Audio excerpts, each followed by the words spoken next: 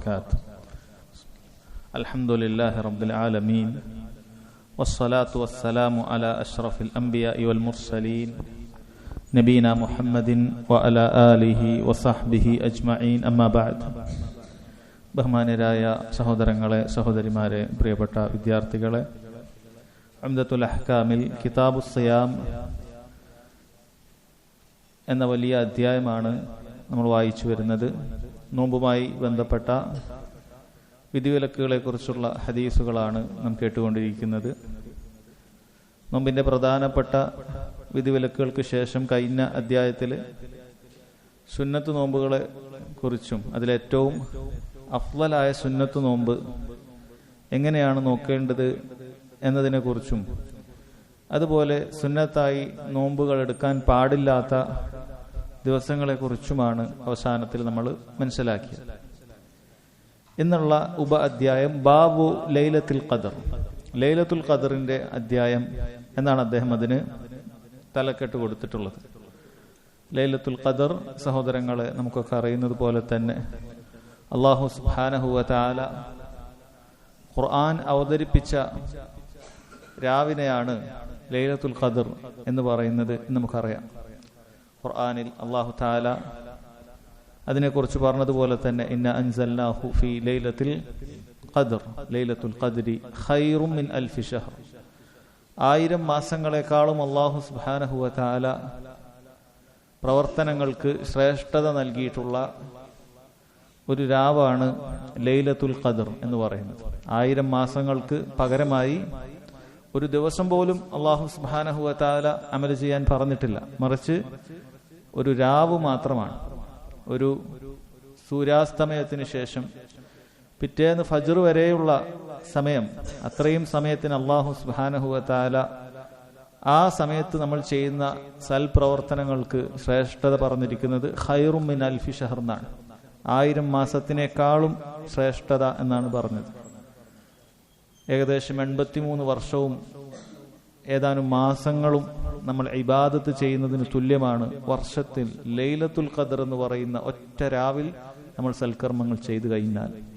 ആ രാവിൽ നമ്മൾ നിസ്കരിച്ചാൽ, ആ രാവിൽ നമ്മൾ ഖുർആൻ പാരായണം ചെയ്താൽ, അള്ളാഹുവിനോട് ദുആ ചെയ്താൽ, ദിക്റുകൾ ചെയ്തുകൊണ്ട് ആ രാവിനെ ധന്യമാക്കിയാൽ അല്ലാഹു തആല അതിന് പകരമായി നമുക്ക് 83 വർഷവും ചില്ലാനും മാസങ്ങളും നമ്മൾ ഇബാദത്ത് ചെയ്തതിനേക്കാളും കൂടുതൽ പ്രതിഫലം നൽകും എന്നാണ്. നമുക്കറിയാവുന്നതുപോലെ തന്നെ ലൈലത്തുൽ ഖദർ റമളാനിലാണ് എന്നുള്ളതിൽ സംശയമില്ല. കാരണം അല്ലാഹു തആല പറഞ്ഞു ഇന്ന അൻസൽനാഹു ഫീ ലൈലത്തുൽ ഖദർ, ഖുർആനിനെ ലൈലത്തുൽ ഖദറിലാണ് നാം അവതരിപ്പിച്ചത്. പിന്നീട് പറഞ്ഞു സൂറത്തുൽ ബഖറയിൽ ഷഹ്റു റമദാൻ അല്ലദീ ഉൻസില ഫീഹിൽ ഖുർആൻ, ഷഹ്റു റമദാനിലാണ്, റമദാൻ മാസത്തിലാണ് ഖുർആനിനെ നാം അവതരിപ്പിച്ചിട്ടുള്ളത്, ഖുർആൻ അവതരിപ്പിക്കപ്പെട്ടത് ആ മാസത്തിലാണ് എന്നുള്ളത്. ഈ 2 ആയത്തും വായിക്കുന്ന ഒരാൾക്ക് വളരെ കൃത്യമായി മനസ്സിലാക്കാൻ പറ്റും ഖുർആൻ അവതരിച്ച റമദാൻ അത് ലൈലത്തുൽ ഖദറിലാണ്, ലൈലത്തുൽ ഖദർ റമദാനിലാണ് എന്നുള്ളത് വളരെ വ്യക്തമായി മനസ്സിലാക്കാൻ പറ്റും. ഇനി ലൈലത്തുൽ ഖദർ എന്ന് പറയുന്ന വാക്ക്, ഖദർ എന്നുള്ളത്, ആ വാക്ക് ഖദർ ദാലിന് സുക്കൂനാണ്. ഖദർ എന്ന് പറയുമ്പോൾ ദാലിന് സുക്കൂനാണ്. ദാലിന് ഫത്ഹുള്ളത് നമ്മൾ കേട്ടിട്ടുണ്ടാകും, ഖളാ ഖദർ എന്നൊക്കെ നമ്മൾ പറയും. വിധി എന്നുള്ള അർത്ഥത്തിൽ ഖദർ എന്ന് പറയാറുണ്ട്. ഖദർ എന്ന് ദാലിന് സുക്കൂനിട്ട് പറഞ്ഞാൽ അത് 2 അർത്ഥം അതിന് പറയാറുണ്ട്. ഒന്ന്, അത് തശ്രീഫ് എന്നുള്ള അർത്ഥത്തിലാണ്, ശ്രേഷ്ഠത, ഒരു കാര്യത്തിന് വലിയ പോരിശയുള്ള ശ്രേഷ്ഠതയുള്ള എന്ന അർത്ഥത്തിൽ അത് പ്രയോഗിക്കും. ലൈലത്തുൽ ഖദർ എന്ന് പറയുമ്പോൾ ശ്രേഷ്ഠതയുള്ള രാവ് എന്നുള്ള അർത്ഥത്തിൽ അത് പ്രയോഗിക്കും. അതിന്റെ വിശേഷണത്തിലേക്ക് ചേർത്ത് പറയുന്നതാണ് ലൈലത്തുൽ ഖദർ അഥവാ ലൈലത്തു ഷരീഫ, അൽ ലൈലത്തു ഷരീഫ, ശ്രേഷ്ഠതയുള്ള രാവ് എന്നുള്ള അർത്ഥത്തിൽ. അതല്ലെങ്കിൽ തഖ്ദീർ എന്നുള്ള വിധി നിർണയത്തിന്റെ രാവ് എന്നുള്ള അർത്ഥത്തിലും ഇത് പ്രയോഗിക്കപ്പെടും. അല്ലാഹു തആല പറഞ്ഞു ഫീഹാ യുഫ്റഖു കുല്ലു അംറിൻ ഹകീം, ആ ദിവസത്തിലാണ് എല്ലാ കാര്യങ്ങളും റബ്ബ് സുബ്ഹാനഹു വ തആല വേർതിരിക്കുന്നത്. അതായത് വർഷാവർഷമുള്ള അള്ളാഹു കാര്യങ്ങൾ എഴുതുന്ന ഒരു ദിവസമായിട്ടാണ് ലൈലത്തുൽ ഖദർ. എഴുതാൻ അള്ളാഹു വർഷാവർഷം ഓരോ കാര്യത്തിലും അടുത്ത വർഷത്തേക്ക് വേണ്ട കാര്യങ്ങളൊക്കെ എന്തൊക്കെയാണ്, ലൗഹുൽ മഹ്ഫൂദിൽ നേരത്തെയുള്ള കാര്യങ്ങൾ ഒന്നുകൂടി മലായിക്കത്തുകളും ഓരോ വർഷവും ഇനി എന്ത് സംഭവിക്കും, ഓരോ വ്യക്തികൾക്കും എന്ത് സംഭവിക്കും എന്ന് എഴുതും. അതും ലൈലത്തുൽ ഖദറിലാണ് എന്ന് പറഞ്ഞതായി കാണാൻ സാധിക്കും. ഈ അധ്യായത്തിലുള്ള ഹദീസുകൾ വായിക്കാം. ഒന്നാമത്തത് അൻ അബ്ദുല്ലാഹി ഇബ്നു ഉമർ റളിയല്ലാഹു അൻഹുമാ أن رجالا من أصحاب النبي صلى الله عليه وسلم أروا ليلة القدر في المنام في السبع الأواخر فقال النبي صلى الله عليه وسلم أرى رؤياكم قد تواطأت في السبع الأواخر فمن كان متحريها فليتحرها في السبع الأواخر. അബ്ദുല്ലാഹി ഇബ്നു ഉമർ ഇബ്നുൽ ഖത്താബ് റളിയല്ലാഹു അൻഹുമ അദ്ദേഹത്തിന്റെ തർജിമ നിങ്ങൾ ഒരുപാട് കേട്ടിട്ടുള്ള സ്വഹാബി തന്നെയാണ്. അദ്ദേഹം പറയുന്നു അന്ന റിജാല മിൻ അസ്ഹാബിൻ നബി സല്ലല്ലാഹു അലൈഹി വസല്ലം, നബി സല്ലല്ലാഹു അലൈഹി വസല്ലമയുടെ സ്വഹാബികളിൽ ചില പുരുഷന്മാർ. ആരൊക്കെയാണ് ആ റിജാൽ എന്ന് പറഞ്ഞിട്ടില്ല. അത് പല ഹദീസുകളിലും അന്ന റജുലൻ ജാഅ ഇല നബി സല്ലല്ലാഹു അലൈഹി വസല്ലം, ഒരു വ്യക്തി നബി സല്ലല്ലാഹു അലൈഹി വസല്ലമയുടെ അടുക്കലേക്ക് വന്നു എന്നാലെന്ന് ചോദിച്ചു. അതിൽ പണ്ഡിതന്മാർ പറഞ്ഞത് ആരാണ് ആ വ്യക്തി എന്ന് ചോദിക്കുന്നതിൽ മനസ്സിലാക്കുന്നതിൽ പ്രത്യേകിച്ചൊരു ഫായിദ ഇല്ല. ആ വ്യക്തി ഇന്ന സഹാബിയാണോ, ആര് ചോദിച്ചാലും ആ വ്യക്തി ഒരു സഹാബി ആയിരിക്കും. നബി സല്ലല്ലാഹു അലൈഹി വസല്ലമയുടെ അടുക്കൽ വന്ന് മനസ്സിലാക്കി ചോദിക്കുന്ന ഒരു വ്യക്തിയാണ്. അപ്പൊ ആരൊക്കെയാണ് എന്നതിൽ പറയുന്നില്ല. ചില വ്യക്തികൾ, സഹാബികളിൽപ്പെട്ട ചിലർ, സഹാബിമാർ എന്താണ് അവർക്ക് സംഭവിച്ചത്? ഉറു ലൈലത്തുൽ ഖദ്രി ഫിൽ മനാം ഫിസ് സബ്ഇൽ അവാഖിർ. ഉറു അവർക്ക് കാണിക്കപ്പെട്ടു. ഉറു എന്ന് പറഞ്ഞാൽ കാണിക്കപ്പെട്ടു എന്ന് പറഞ്ഞാൽ നമ്മൾ മനസ്സിലാക്കേണ്ടത് അറാഹുമുല്ലാഹ്, അല്ലാഹു സുബ്ഹാനഹു വ തആല അവരെ കാണിച്ചു. അല്ലാഹു തആലയാണ് അവർക്ക് സ്വപ്നത്തിൽ കാണിച്ചു കൊടുത്തത്. ഉറു ലൈലത്തുൽ ഖദർ, ലൈലത്തുൽ ഖദർ അവർ കാണിക്കപ്പെട്ടു ഫിൽ മനാം, അവരുടെ സ്വപ്നത്തിൽ. ഫിസ് സബ്ഇൽ അവാഖിർ, അത് സംഭവിക്കുക റമളാനിലെ അവസാനത്തെ 7-ലാണ്, അവസാനം 7 ദിവസത്തിലാണ് അത് സംഭവിക്കുക എന്നുള്ളത് അവർക്ക് സ്വപ്നത്തിൽ വെളിവാക്കപ്പെട്ടു, സ്വപ്നത്തിൽ കാണുകയുണ്ടായി. ഫഖാല നബി സല്ലല്ലാഹു അലൈഹി വസല്ലം, അതുമായി ബന്ധപ്പെട്ട വിവരങ്ങൾ നബി സല്ലല്ലാഹു അലൈഹി വസല്ലം അടുക്കലേക്ക് എത്തുകയുണ്ടായി. അവർ പറഞ്ഞു അറ റുയാകും ഖദ് തവാതഅത് ഫിസ് സബ്ഇൽ അവാഖിർ, നിങ്ങളുടെ സ്വപ്നങ്ങളെല്ലാം, നിങ്ങളുടെ ഏതാനും ചിലർ സ്വപ്നം കണ്ടിട്ടുണ്ട്, എല്ലാവരുടെ സ്വപ്നവും ഖദ് തവാതഅത് ഐ ഖദ് ഇത്തഫഖത്, എല്ലാവരുടെയും സ്വപ്നം ഏകോപിച്ചിരിക്കുന്നു, അതാ ഒരേപോലെ കണ്ടിരിക്കുന്നു. ഫിസ് സബ്ഇൽ അവാഖിർ, റമളാനിലെ അവസാനത്തെ 7-ലാണ് ലൈലത്തുൽ ഖദർ സംഭവിക്കുക എന്നുള്ളത് നിങ്ങൾ എല്ലാവരും അതേപോലെ സ്വപ്നം കണ്ടിട്ടുണ്ട്.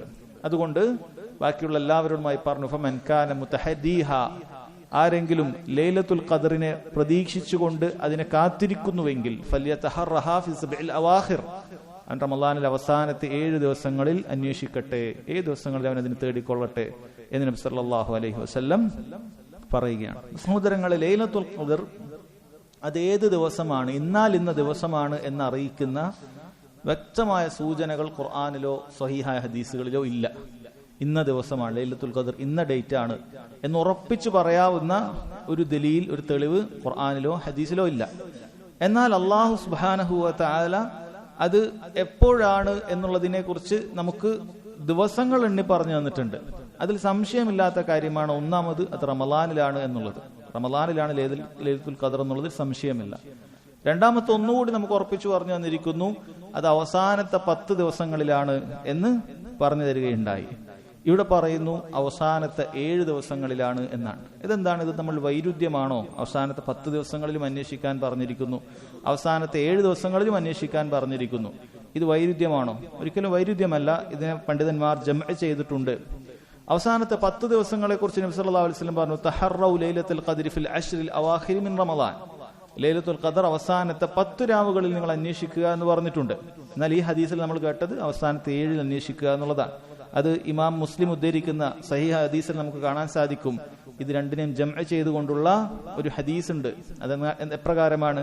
ഇൽതമിസൂഹ ഫിൽ അശ്റിൽ അവാഖിർ, നിങ്ങൾ ലൈലത്തുൽ ഖദറിനെ അന്വേഷിക്കേണ്ടത് അവസാനത്തെ 10 രാവുകളിലാണ്.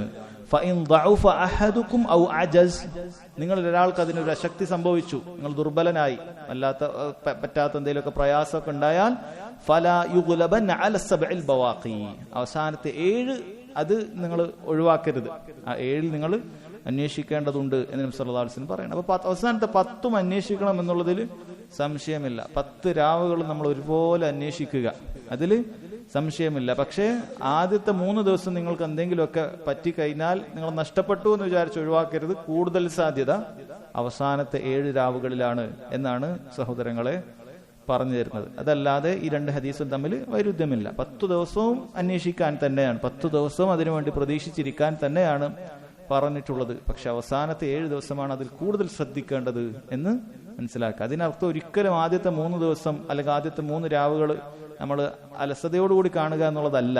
അതൊരാൾക്ക് സാധിച്ചിട്ടില്ലെങ്കിൽ അടുത്തതായി പറഞ്ഞു തന്നിട്ടുള്ളതാണ് അവസാനത്തെ 7 രാവുകൾ എന്നാണ് പറഞ്ഞിട്ടുള്ളത്.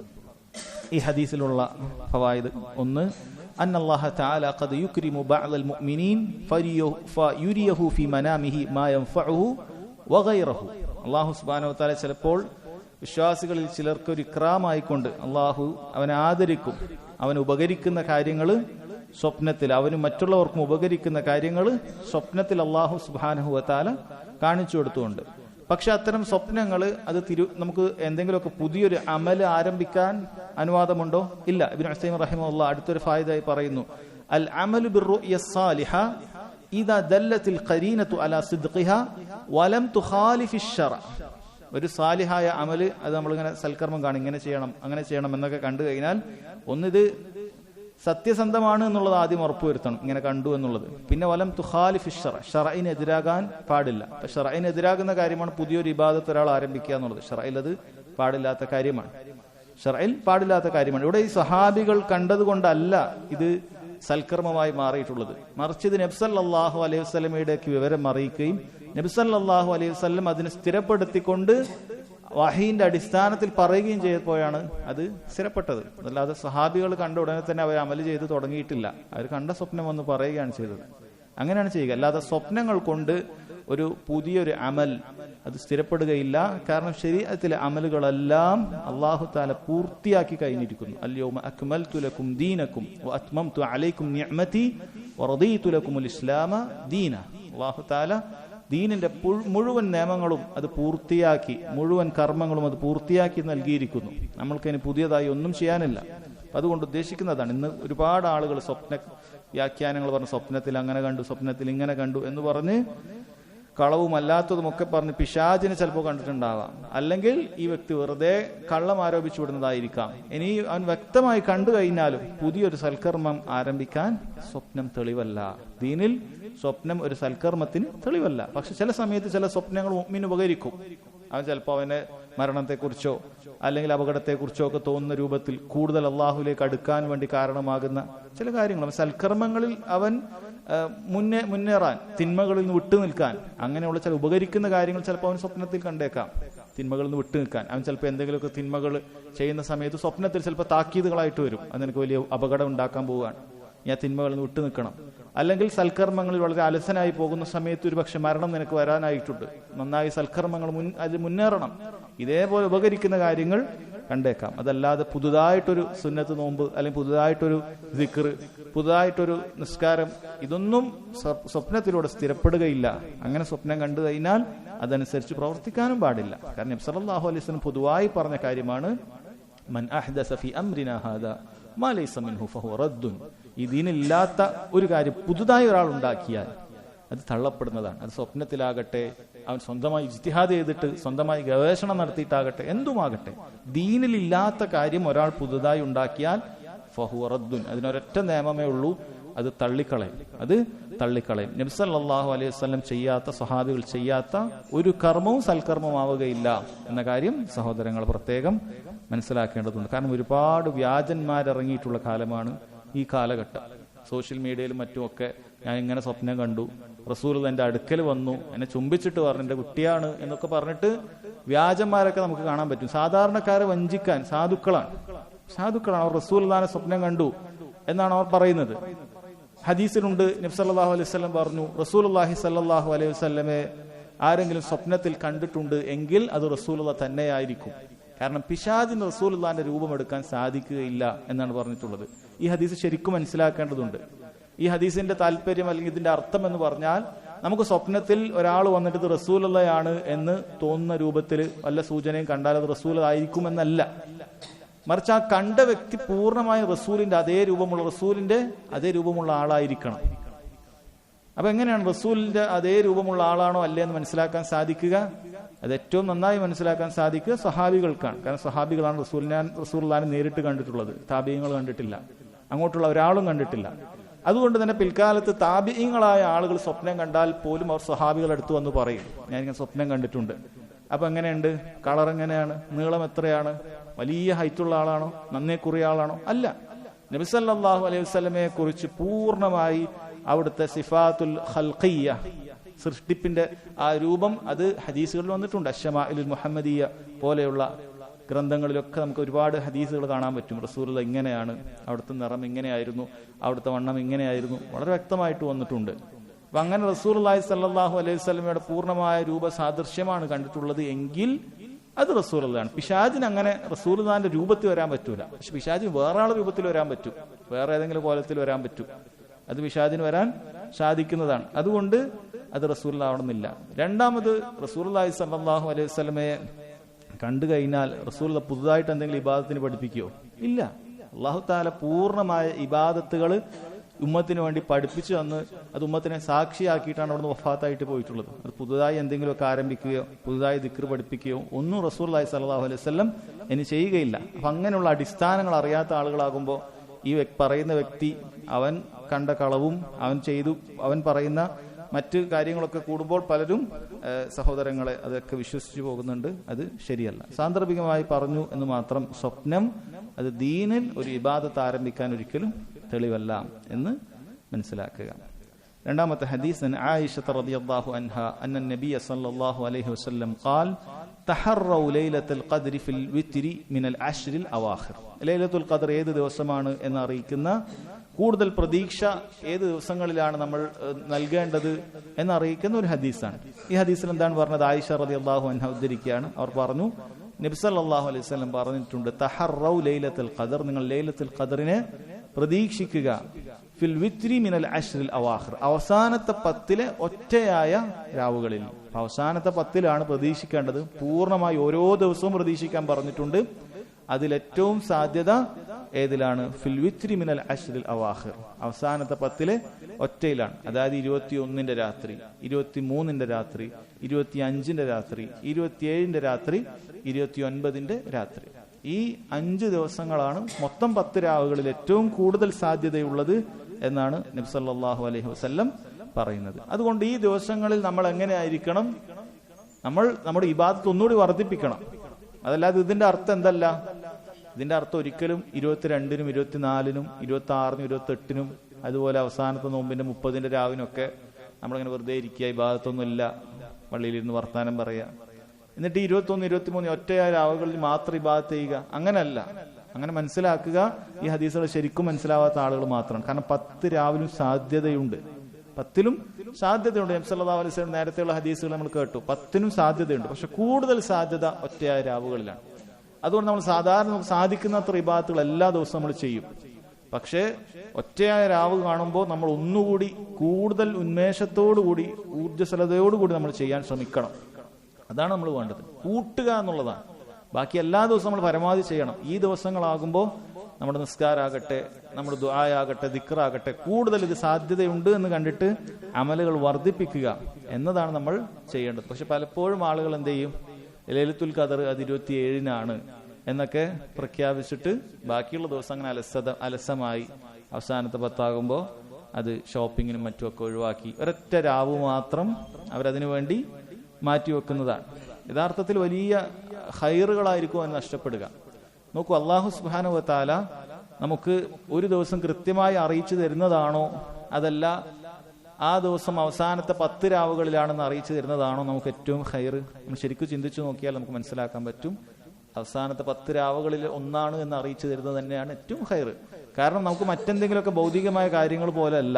നമ്മൾ 10 ദിവസവും പണിയെടുത്ത് കഴിഞ്ഞാൽ അത്രയും പ്രതിഫലം നമ്മൾ അക്കൗണ്ടിലേക്ക് കയറിക്കൊണ്ടേയിരിക്കുകയാണ്. ഓരോ വർഷം വരുമ്പോഴും നമ്മൾ അവസാനത്തെ 10 രാവുകളിലായിരിക്കും നമ്മുടെ ജീവിതത്തിൽ തന്നെ ഏറ്റവും കൂടുതൽ നമ്മൾ ഖുർആൻ ഓതിയിട്ടുണ്ടാവുക, കൂടുതൽ നേരം നിസ്കരിച്ചിട്ടുണ്ടാവുക, ദിക്ർ ചൊല്ലിയിട്ടുണ്ടാവുക, ദുആ ചെയ്തിട്ടുണ്ടാവുക. സംശയമില്ല. കാരണം മനുഷ്യന്മാർക്ക് ഏറ്റവും ഇബാദത്ത് ചെയ്യാനുള്ള ഖുവത്തും ഊർജ്ജസ്വലതയൊക്കെ കിട്ടുക അള്ളാഹുവിന്റെ തൗഫീഖ് കൊണ്ട് ഈ രാവുകളാണ്. കാരണം റബ്ബ് സുബ്ഹാനഹു വ തആല അങ്ങനെയുള്ള രാവുകളെയാണ് പഠിച്ചിട്ടുള്ളത്. അതിൽ നല്ല ശാന്തിയും സമാധാനവും ഇബാദത്ത് ചെയ്യാനുള്ള ശക്തിയൊക്കെ പൊതുവെ മുഅ്മിനീങ്ങൾക്ക് ലഭിക്കുന്ന രാവുകളാണിത്. അപ്പൊ അങ്ങനെ 10 രാവുകൾ തരുമ്പോൾ നമുക്ക് 10 രാവുകൾ പ്രതിഫലം ചെയ്തതായിട്ട് കിട്ടും. നമുക്ക് മറ്റേതെങ്കിലുമൊക്കെ ദുനിയാവിന്റെ കാര്യമാണെങ്കിലോ, ഒരാൾ പറയാണ് ഇനി ഇന്ന സ്ഥലത്ത് വന്ന് നിൽക്കണം, 10 ഏതെങ്കിലും ഒരു ദിവസത്തിൽ അവിടെ പോയി കഴിഞ്ഞാൽ എനിക്ക് വലിയൊരു നിധി കിട്ടും. നമ്മൾ 9 ദിവസം പോയതും വേസ്റ്റാണ്. കാരണം അവിടെ പോയിക്കൊണ്ട് നമുക്ക് പ്രത്യേകിച്ച് ഒന്നും കിട്ടാനില്ല. കിട്ടുന്നൊരു ദിവസം ഒരു ദിവസത്തിലേക്ക് അവിടെ നിധി ഉണ്ടാവുക. നമ്മൾ 10 ദിവസം പോകും ആ നിധി അവിടെ കിട്ടണമെങ്കിൽ. എന്നാൽ നമുക്ക് ഒരു ദിവസമാണ് ലൈലത്തുൽ ഖദർ ഉണ്ടാവുള്ളൂ. ബാക്കി 9 ദിവസം നമ്മൾ ഇബാദത്ത് ചെയ്താൽ നഷ്ടപ്പെടാൻ എന്തെങ്കിലും ഉണ്ടോ? ഒന്നുമില്ല. നമ്മൾ ആ ചെയ്യുന്ന ഇബാദത്തൊക്കെ റമളാനിന്റെ രാവുകളിലാണ്, ഇരട്ടി പ്രതിഫലങ്ങൾ ലഭിക്കുന്ന രാവുകളിലാണ് നമ്മൾ ചെയ്യുന്നത്. ലൈലത്തുൽ ഖദർ പ്രതീക്ഷിച്ചുകൊണ്ടാണ് നമ്മൾ ചെയ്യുന്നത്. അതുകൊണ്ട് തന്നെ അതിന് നല്ല ഇരട്ടി പ്രതിഫലങ്ങൾ ആ രാവിലും കിട്ടും. ഒരിക്കലും അത് ചിലപ്പോൾ നമുക്ക് ഓരോരുത്തരും ചിന്തിക്കും, നമുക്ക് ഇന്ന രാവാണെന്ന് അറിയിച്ചു വന്നിട്ടുണ്ടെങ്കിൽ അതായിരിക്കും ഏറ്റവും ഹൈർ, നമുക്ക് അന്ന് ഉഷാറാക്കായിരുന്നു എന്ന് പറയും. ഇല്ല, അള്ളാഹു സുബ്ഹാനഹു വ തആല ഈ ഉമ്മത്തിന് ഏറ്റവും യോജിക്കുന്ന കാര്യമാണ് നിയമമായി ബാക്കി വെക്കുക. അതല്ലെങ്കിൽ റബ്ബ് സുബ്ഹാനഹു വ തആലക്ക് അറിയാമല്ലോ നമുക്ക് ഇന്ന രാവ് അറിയിച്ചു തരാമെന്നുള്ളത്. നമുക്ക് ഏറ്റവും ഹൈറായിട്ടുള്ളത് ഈ 10 രാവുകളിലും നമ്മൾ പ്രതീക്ഷിക്കുക എന്നുള്ളതാണ്. അങ്ങനെ നമ്മൾ പ്രതീക്ഷിച്ചു കഴിഞ്ഞാൽ നമുക്ക് 10 രാവിലും ജീവിതത്തിൽ തുല്യത ഇല്ലാത്ത രൂപത്തിൽ ഇബാദത്തുകൾ വർദ്ധിപ്പിക്കാൻ പറ്റും. ഇത് നമ്മളെ മീസാനിൽ നാളെ തുലാസിൽ തൂങ്ങാനുള്ളതാണ്, സൽക്കർമ്മങ്ങളായി തൂങ്ങാനുള്ളതാണ്. അതിന് നമുക്ക് വർദ്ധിപ്പിക്കാൻ ഇബാദത്ത് മുഅ്മിനീങ്ങളിൽ നിന്നും കൂടുതൽ ഉണ്ടാകട്ടെ.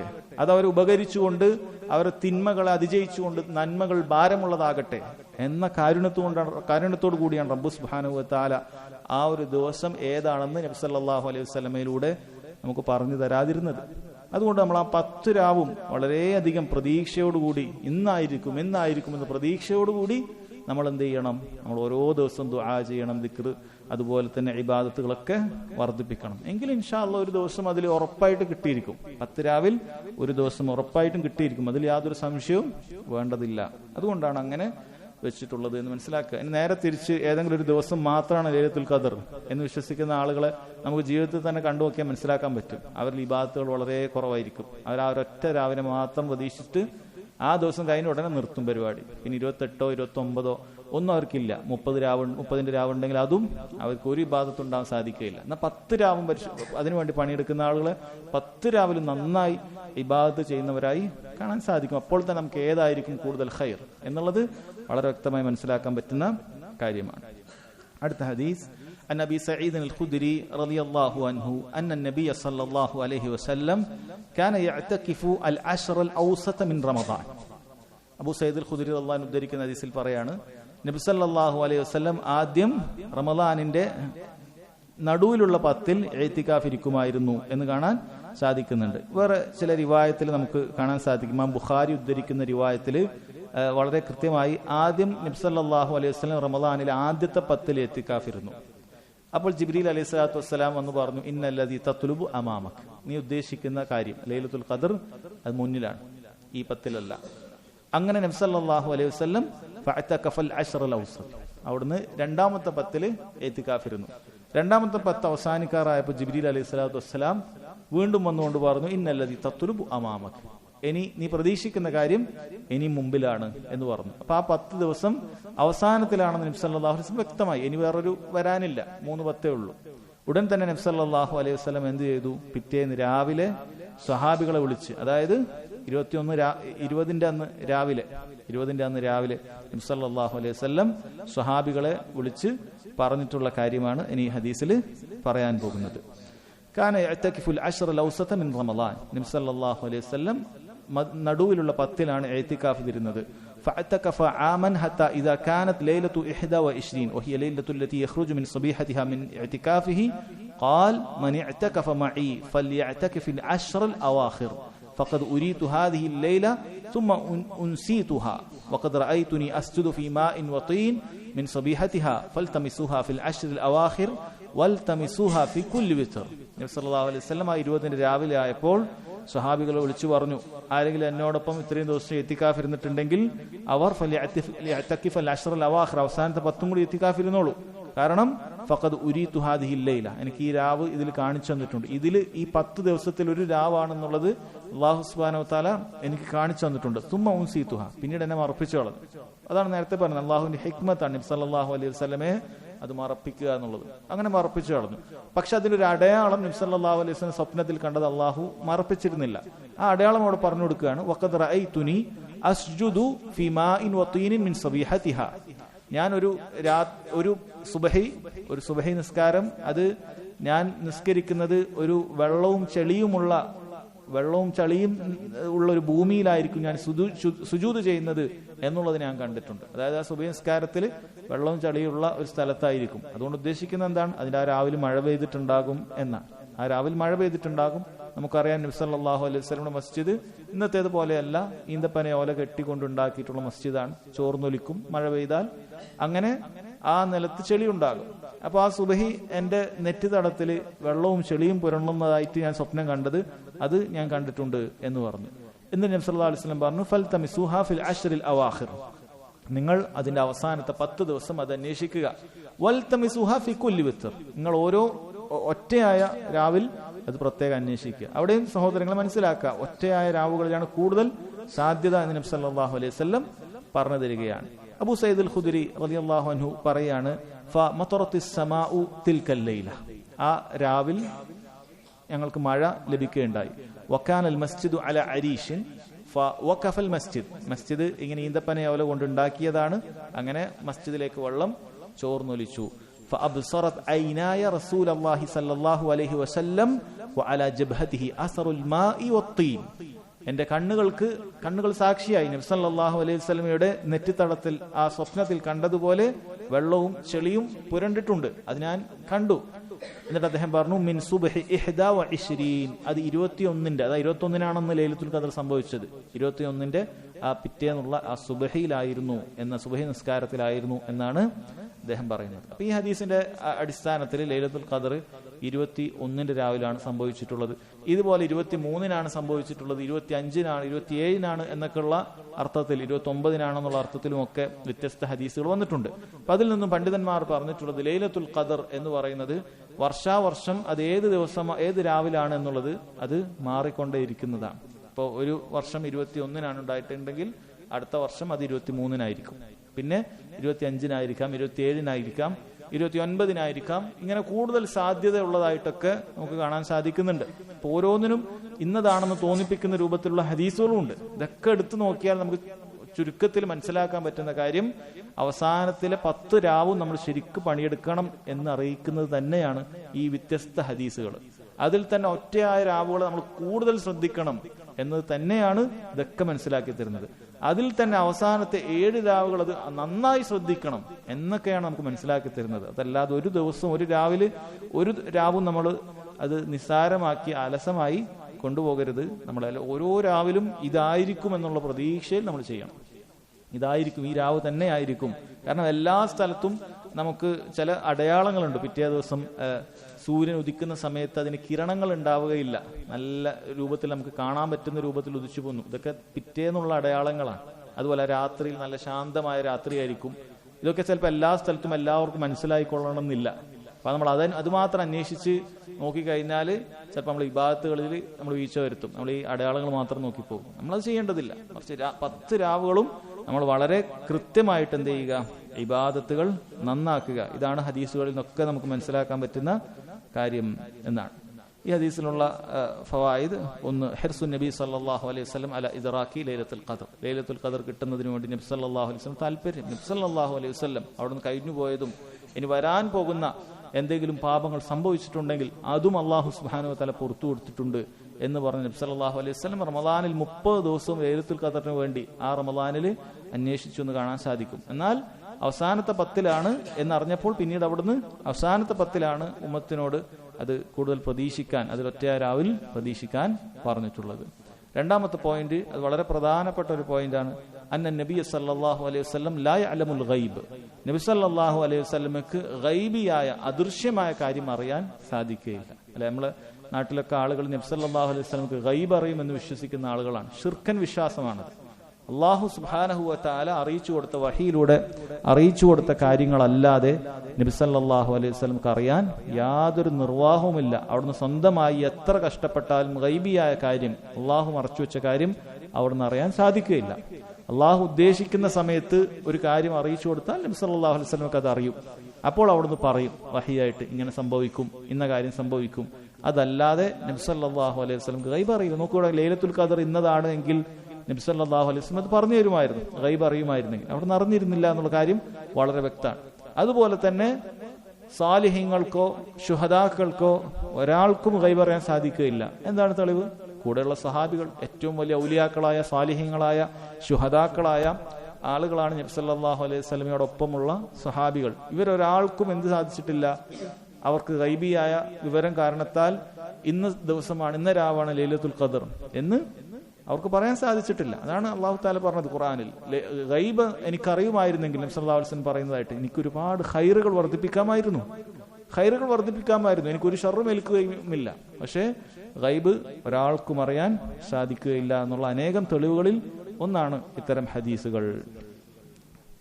മൂന്നാമത്തെ, അന്നഹു യജൂസു അൻ യൻസ കമാ യൻസ ഗൈറുഹു മിനൽ ബശർ. നബി സല്ലല്ലാഹു അലൈഹി വസല്ലമക്ക് മറ്റു മനുഷ്യരെ പോലെ തന്നെ അവർക്ക് മറവി സംഭവിക്കും. എന്നാൽ ശരീഅത്തിന്റെ നിയമങ്ങളൊന്നും അതിൽ മറവി സംഭവിക്കുകയില്ല. കാരണം അല്ലാഹു സുബ്ഹാനഹു വ തആല അത് ഏറ്റെടുത്തിട്ടുള്ളതാണ്. നബി സല്ലല്ലാഹു അലൈഹി വസല്ലം അവിടുന്ന് പൂർണ്ണമായും ഈ ഉമ്മത്തിനെ അത് എത്തിച്ചിരിക്കും. അള്ളാഹു അത് ഏറ്റെടുത്തിട്ടുള്ളതാണ്.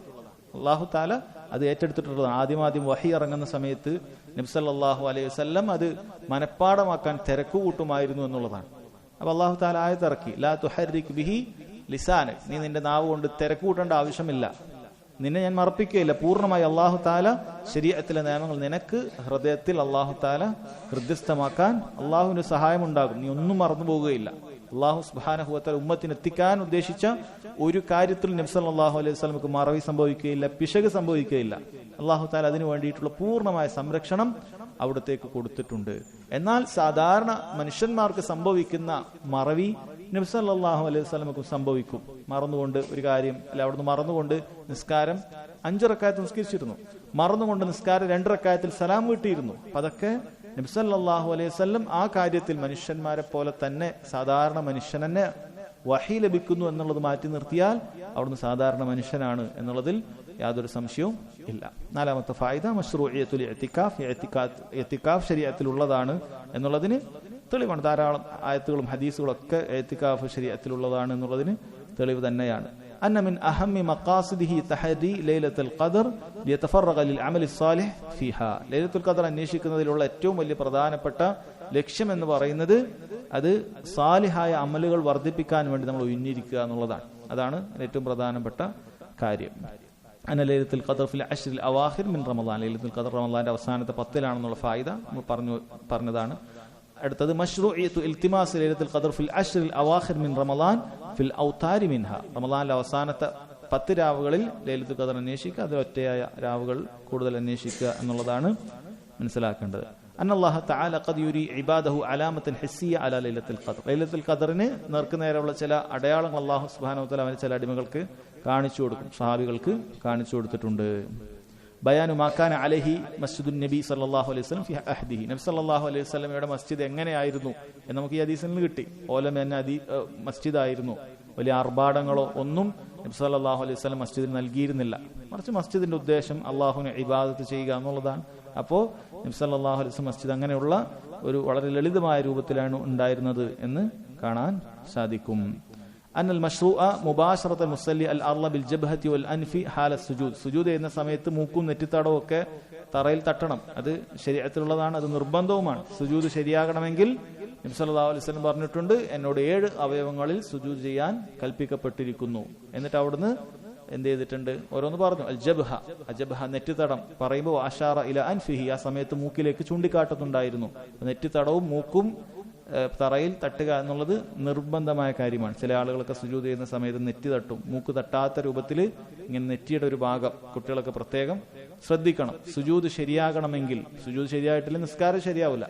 സുജൂദ് ശരിയാകണമെങ്കിൽ നെറ്റിത്തടവും മൂക്കും ഒരുപോലെ നമ്മുടെ ഭൂമിയിലേക്ക് തട്ടണം. അപ്പൊ അതിന് തടസ്സമായി നമ്മുടെ കണ്ണട ഉണ്ട് എങ്കിൽ, പണ്ഡിതന്മാർ പറഞ്ഞിട്ടുണ്ട്, ഷെയ്ഖ് ഇബ്നു ഉസൈമീൻ റഹിമഹുള്ളാഹ് ഫത്വ നൽകിയത് കാണാം, കണ്ണട നമ്മൾ അയച്ചു വെക്കണം. സുജൂദ് ചെയ്യുന്ന സമയത്ത് മൂക്ക് തട്ടുന്നില്ല എങ്കിൽ ഉടനെ ആ കണ്ണട അയച്ചിട്ട് മൂക്ക് തട്ടുന്ന രൂപത്തിൽ സുജൂദ് ചെയ്യണം. അപ്പോഴാണ് സുജൂദ് ശരിയാവുകയുള്ളൂ എന്ന് പ്രത്യേകം ശ്രദ്ധിക്കുക. അതിനുശേഷം അടുത്ത അദ്ദേഹം കൊടുത്തിട്ടുള്ള ലൈലത്തുൽ ഖദറിന്റെ അധ്യായത്തിന് ശേഷം അദ്ദേഹം കൊടുത്തിട്ടുള്ള അടുത്ത അധ്യായം ബാബുൽ ഇഅ്തികാഫ്. ഇത് കിതാബു അസ്സിയാമിലെ അവസാനത്തെ അധ്യായമാണ്. ബാബുൽ ഇഅ്തികാഫ്. ഇഅ്തികാഫ് സഹോദരങ്ങളെ, അത് ഭാഷാപരമായി അതിന്റെ അർത്ഥം ലുസൂമുശ് ശൈഇ വൽ മുവാളബതി അലൈഹി. ഒരു കാര്യത്തിൽ നമ്മൾ പതിവായി ഒന്നിൽ നമ്മൾ ഒട്ടിയിരിക്കുക, അതാണ് ഇഅ്തികാഫ്. ഭജനമിരിക്കൽ എന്നൊക്കെ പറഞ്ഞത് അതാണ്.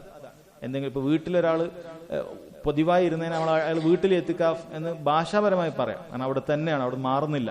അങ്ങനെയാണെങ്കിൽ അവിടെ ഭജനം ഇരുന്നു എന്നുള്ള രൂപത്തിൽ പറയാം. എന്നാൽ ശരീഅത്തിൽ ഇഅ്തികാഫ് അത് അൽ ഇഖാമത്തു ഫിൽ മസ്ജിദിലാണ്. മസ്ജിദിൽ മാത്രമേ ഇഅ്തികാഫ് ഉള്ളൂ, വേറെ എവിടെ ഇഅ്തികാഫ് ഇല്ല.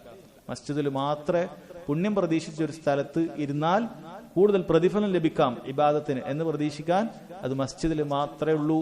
തഖർറുബൻ ഇലല്ലാഹി തആല വ തഫറുഗൻ ലിതാഅതിഹി, അല്ലാഹുവിലേക്ക് കൂടുതൽ അടുക്കാനും ഇബാദത്തുകൾക്ക് വേണ്ടി ഒഴിഞ്ഞിരിക്കാനും മസ്ജിദിൽ നമ്മൾ ഇരിക്കുക, അതിനാണ് ഇഅ്തികാഫ് എന്ന് പറയുന്നത്. അതുകൊണ്ട് തന്നെ വീട്ടിലൊരാളൊരു നിസ്കാരമുറി ഉണ്ടാക്കി അവിടെ ഇഅ്തികാഫ് ഇരിക്കാൻ പറ്റുമോ? പറ്റൂല. അവിടെ ഇഅ്തികാഫ് ഇരുന്നാൽ നമുക്ക് മസ്ജിദിൽ ഇഅ്തികാഫ് ഇരിക്കുന്നതിന്റെ പ്രതിഫലം കിട്ടുകയില്ല. അങ്ങനെ ഒരു ഇഅ്തികാഫ് ഇല്ല. മസ്ജിദിലാണ് ഇഅ്തികാഫ് ഉള്ളത്. അല്ലാഹു സുബ്ഹാനഹു വ തആല പറഞ്ഞു, വഅഹിദ്നാ ഇലാ ഇബ്രാഹിം വ ഇസ്മാഈൽ അൻ തഹിറ ബൈതിയ ലിത്തായിഫീൻ വൽആകിഫീൻ വറുകഇ അസ്സുജൂദ്. അല്ലാഹു സുബ്ഹാനഹു വ തആല പറഞ്ഞു, ഇബ്രാഹിം അലൈഹിസ്സലാത്തു വസ്സലാമിന് ഞാൻ കൽപ്പന നൽകി. അതുപോലെ തന്നെ ഇസ്മായിൽ അലൈഹിസ്സലാത്തു വസ്സലാം അവരാണ് കഅബയെ നിർമ്മിച്ചിട്ടുള്ളത്, അതിനെ പരിപാലിക്കുന്നത്. അതുകൊണ്ട് തന്നെ അൻ തഹിറ ബൈതിയ, എന്റെ ഈ ഭവനത്തെ ശുദ്ധിയാക്കി വൃത്തിയാക്കി നൽകണം. മസ്ജിദ് വൃത്തിയാക്കുക എന്നുള്ളത് അല്ലാഹു തആലയുടെ കൽപ്പനയാണ്. ലിത്തായിഫീൻ, തവാഫ് ചെയ്യുന്ന ആളുകൾക്ക് കഅബയിൽ തവാഫ് ഉണ്ട്. അതുപോലെ തന്നെ വൽ ആകിഫീൻ, ഇഅ്തികാഫ് ഇരിക്കുന്ന ആളുകൾക്ക് വേണ്ടിയിട്ട്.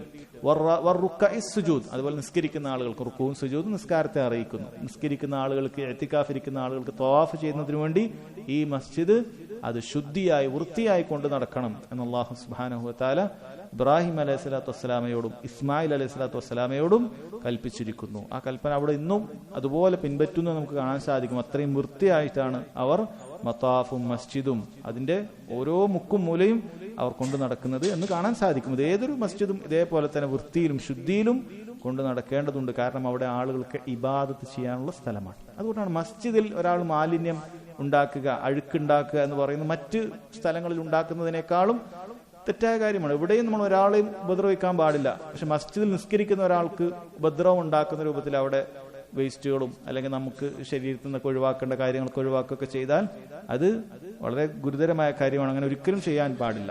തിരിച്ചാണ് നമ്മൾ ചെയ്യേണ്ടത്. മസ്ജിദിൽ എന്തെങ്കിലുമൊക്കെ മാലിന്യങ്ങൾ കണ്ടു കഴിഞ്ഞാൽ നമ്മൾ അത് എടുത്തു നീക്കുക, അതിന് പ്രതിഫലം ലഭിക്കുന്ന കാര്യമാണ്. മസ്ജിദ് വളരെ വൃത്തിയായി സൂക്ഷിക്കേണ്ട ഇടമാണ് എന്ന് മനസ്സിലാക്കുക. ഇപ്പൊ ഇഅ്തികാഫുമായി ബന്ധപ്പെട്ട ഹദീസുകളാണ്.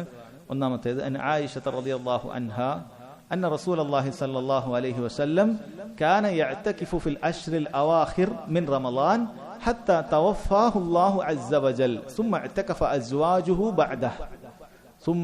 أزواجه بعده وفي لفظ كان النبي صلى الله عليه وسلم يعتكف في كل رمضان فإذا صلى الغداة جاء مكانه الذي اعتكف فيه.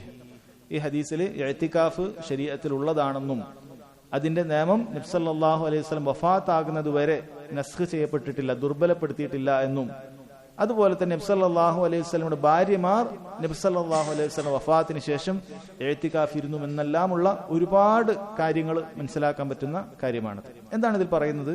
ആയിഷ റളിയല്ലാഹു അൻഹ, നമ്മുടെ ഉമ്മ, നബി സല്ലല്ലാഹു അലൈഹി വസല്ലമയുടെ ഭാര്യ, അവിടുന്ന് ഏറ്റവും ഇഷ്ടപ്പെട്ട ഭാര്യ, അവർ പറയുന്നു കാന യഅ്തകിഫു ഫിൽ അശ്റിൽ അവാഖിർ, നബി സല്ലല്ലാഹു അലൈഹി വസല്ലം അവസാനത്തെ 10 ഇഅ്തികാഫ് ഇരിക്കുമായിരുന്നു മിൻ റമളാനിൽ ഹത്താ തവഫാഹുല്ലാഹു അസ്സ വജൽ, അല്ലാഹു സുബ്ഹാനഹു വ തആല മരിപ്പിക്കുന്നത് വരെ, റൂഹ് ഏറ്റെടുക്കുന്നത് വരെ, വഫാത്ത് ആകുന്നത് വരെ അവിടുന്ന് ഇഅ്തികാഫ് ഉപേക്ഷിച്ചിട്ടില്ല. ഇഅ്തികാഫ് അത്രയും പുണ്യമുള്ള ഒരു ഇബാദത്താണ് എന്നതിൽ നിന്ന് മനസ്സിലാക്കാൻ സാധിക്കും. കാരണം നബി സല്ലല്ലാഹു അലൈഹി വസല്ലം ഒരു ഘട്ടത്തിൽ പോലും ഒഴിവാക്കിയിട്ടില്ല. അത്രയും പ്രതിഫലമുള്ള ഒരു ഇബാദത്താണ് ഇഅ്തികാഫ്. അപ്പോൾ അത് നസ്ഖ് സംഭവിച്ചിട്ടില്ല. അപ്പൊ ഇഅ്തികാഫ് ഇല്ല എന്ന് ആരെങ്കിലും വിചാരിക്കുന്നുണ്ട് എങ്കിൽ അത് ശരിയല്ല. ഇഅ്തികാഫ് അത് നബി സല്ലല്ലാഹു അലൈഹി വസല്ലം മരണം വരെ പുലർത്തി പോന്ന ഇബാദത്താണ്, നമുക്ക് നിർബന്ധമാക്കിയിട്ടില്ല, പ്രതിഫലാർഹമായ കാര്യമാണ്.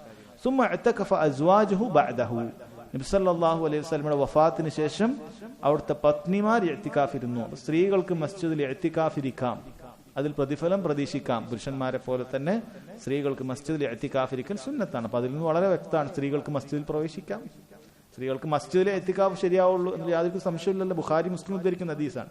സ്ത്രീകൾക്ക് മസ്ജിദിൽ പോകാൻ പാടില്ല, പള്ളിയിൽ പോകാൻ പാടില്ല, പള്ളിയിൽ പോയി നിസ്കരിക്കാൻ പാടില്ല എന്ന് പറയുന്ന ആളുകൾ യഥാർത്ഥത്തിൽ വലിയ അബദ്ധമാണ് പറയുന്നത്. യാതൊരു തെളിവും അതിനില്ല. സ്ത്രീകൾക്ക് മസ്ജിദിൽ നിസ്കരിക്കാൻ പോകാം, ഇഅ്തികാഫിന് പോലും പോകാം. പിന്നെയാണ് നിസ്കാരം. നിസ്കാരത്തിനാകെ 5-10 മിനിറ്റാണ് മസ്ജിദിൽ ചെലവഴിക്കേണ്ടതുള്ളൂ. റമളാനിലെ അവസാനത്തെ 10 മുഴുവനും നബി സല്ലല്ലാഹു അലൈഹി വസല്ലമയുടെ ഭാര്യമാർ ഇഅ്തികാഫ് ഇരുന്നു എന്നാണ് കാണാൻ സാധിക്കുന്നത്. ഈ ഹദീസിൽ അടുത്ത ലഫ്ളിൽ പറയുന്നു കാന നബി സല്ലല്ലാഹു അലൈഹി വസല്ലം യഅ്തകിഫു ഫി കുല്ലി റമളാൻ, എല്ലാ റമളാനിലും ഇഅ്തികാഫ് ഇരിക്കാറുണ്ടായിരുന്നു. ഫൈദ സല്ലൽ ഗദാത്ത്, ഗദാത്ത് എന്ന് പറഞ്ഞാൽ സലാത്തുൽ ഗദാത്ത് അഥവാ സലാത്തുൽ ഫജ്ർ, ഫജ്ർ നിസ്കരിച്ചു കഴിഞ്ഞാൽ ജാഅ മക്കാനഹു അല്ലദി ഇഅ്തകഫ ഫീ, നബി സല്ലല്ലാഹു അലൈഹി വസല്ലം ഇഅ്തികാഫ് ഇരിക്കാൻ മസ്ജിദിനകത്ത് ടെന്റ് ഉണ്ടാക്കിയിരുന്നു, ചെറിയ രൂപത്തിലൊരു ഖൈമ ഉണ്ടാക്കിയിരുന്നു, അതിനകത്തേക്ക് പ്രവേശിക്കും എന്നാണ് പറഞ്ഞിട്ടുള്ളത്. ഒറ്റയ്ക്ക് ഇരിക്കുക എന്നുള്ളതാണ് അതിലുള്ളത്. ഇൻഷാ അല്ലാഹ് അതുമായി ബന്ധപ്പെട്ട വിശദീകരണം പറയാം. ഇതിൽ ആയിഷ റളിയല്ലാഹു അൻഹ നബി സല്ലല്ലാഹു അലൈഹി വസല്ലം എല്ലാ റമദാനിലും ഇഅ്തികാഫ് ചെയ്തിരുന്നു എന്നുള്ളതും മരണം വരെ അവിടുന്ന് ചെയ്തിരുന്നു എന്നുള്ളതും അവിടുത്തെ ഭാര്യമാരെല്ലാവരും അത് പിൻപറ്റി എന്നുള്ളതും ഒക്കെ പറയുകയാണ്. ഇതിൽ നിന്നുള്ള ഫവായിദ് മശ്റൂഇയത്തുൽ ഇഅ്തികാഫ് ഫിൽ അശ്റിൽ അവാഖിർ മിൻ റമദാൻ, റമദാനിലെ അവസാനത്തെ 10 ഇഅ്തികാഫ് ഇരിക്കുക എന്നുള്ളത് അല്ലാഹു തആല ശരീഅത്തിൽ കൊണ്ടുവന്ന നിയമമാണ്. അന്ന ഹുക്മഹു ബാഖിൻ ലം യുംസഖ്, ഈ ഹുക്മ ബാക്കിയാണ്, അത് ദുർബലപ്പെട്ടിട്ടില്ല. 3 മശ്റൂഇയത്തു ഇഅ്തികാഫിൻ നിസാ, സ്ത്രീകൾക്ക് ഇഅ്തികാഫ് ഇരിക്കൽ അനുവദനീയമാണ്. പക്ഷേ ഇബ്നു ഉസൈമീൻ റഹിമഹുല്ലാഹ് ഒരു കാര്യം പറയുന്നുണ്ട്, ലാകിൻ ബിശർത്തി അല്ലാ യഹ്സുല ബിഹി ഫിത്ന, സ്ത്രീകൾക്ക് ഒരു ഫിത്ന ഉണ്ടാകാൻ പാടില്ല. സ്ത്രീകൾ അവിടെ ഇഅ്തികാഫ് ഇരിക്കുമ്പോൾ ഫിത്ന ഉണ്ടാക്കാൻ പാടില്ല. അല്ലെ, ഞാൻ സ്ത്രീകൾക്ക് ഇഅ്തികാഫ് അനുവദനീയമാണ് എന്ന് മാത്രമേ അവിടെ പറഞ്ഞു പോയാൽ ഇത് കേൾക്കുന്ന പല സ്ഥലത്തുള്ള ആളുകളുണ്ടാവും, പല നാട്ടിലുള്ള സ്ത്രീകളുണ്ടാവും. അപ്പൊ സ്ത്രീകൾക്ക് ഇഅ്തികാഫ് ശരിയാണ് എന്ന് പറഞ്ഞിട്ട് എല്ലാവരും മസ്ജിദിലേക്ക് പോകാൻ തുടങ്ങി. അവിടെ സ്ത്രീകൾക്ക് ചില മസ്ജിദിൽ സ്ത്രീകൾക്ക് മറൊന്നും ഉണ്ടാവില്ല. സ്ത്രീകളുടെ ഭാഗത്ത് ആ രൂപത്തിൽ കൃത്യമായി അവർക്ക് ഒരു സേഫ്റ്റി ഒന്നും ഇല്ലാത്ത സ്ഥലമൊക്കെ ആയിരിക്കും, അവിടെ ആരും ഉണ്ടാവില്ല. ചിലപ്പോൾ പുരുഷന്മാരൊരു ഇഅ്തികാഫ് ഇരിക്കാത്ത മസ്ജിദായിരിക്കും, പക്ഷെ ആ നാട്ടിൽ 2 സ്ത്രീകൾക്ക് ഇഅ്തികാഫ് ഇരിക്കാൻ തോന്നാണ്. അപ്പൊ അങ്ങനെ പോയി കഴിഞ്ഞാൽ അവർക്ക് യാതൊരു സേഫ്റ്റി അവിടെ ഉണ്ടാവാൻ സാധ്യത ഇല്ല. കാരണം ആരുമില്ല, രാത്രി ആരുമില്ല, 2 സ്ത്രീകൾ മാത്രം ഒരു മസ്ജിദിൽ നിൽക്കുന്ന അവസ്ഥ.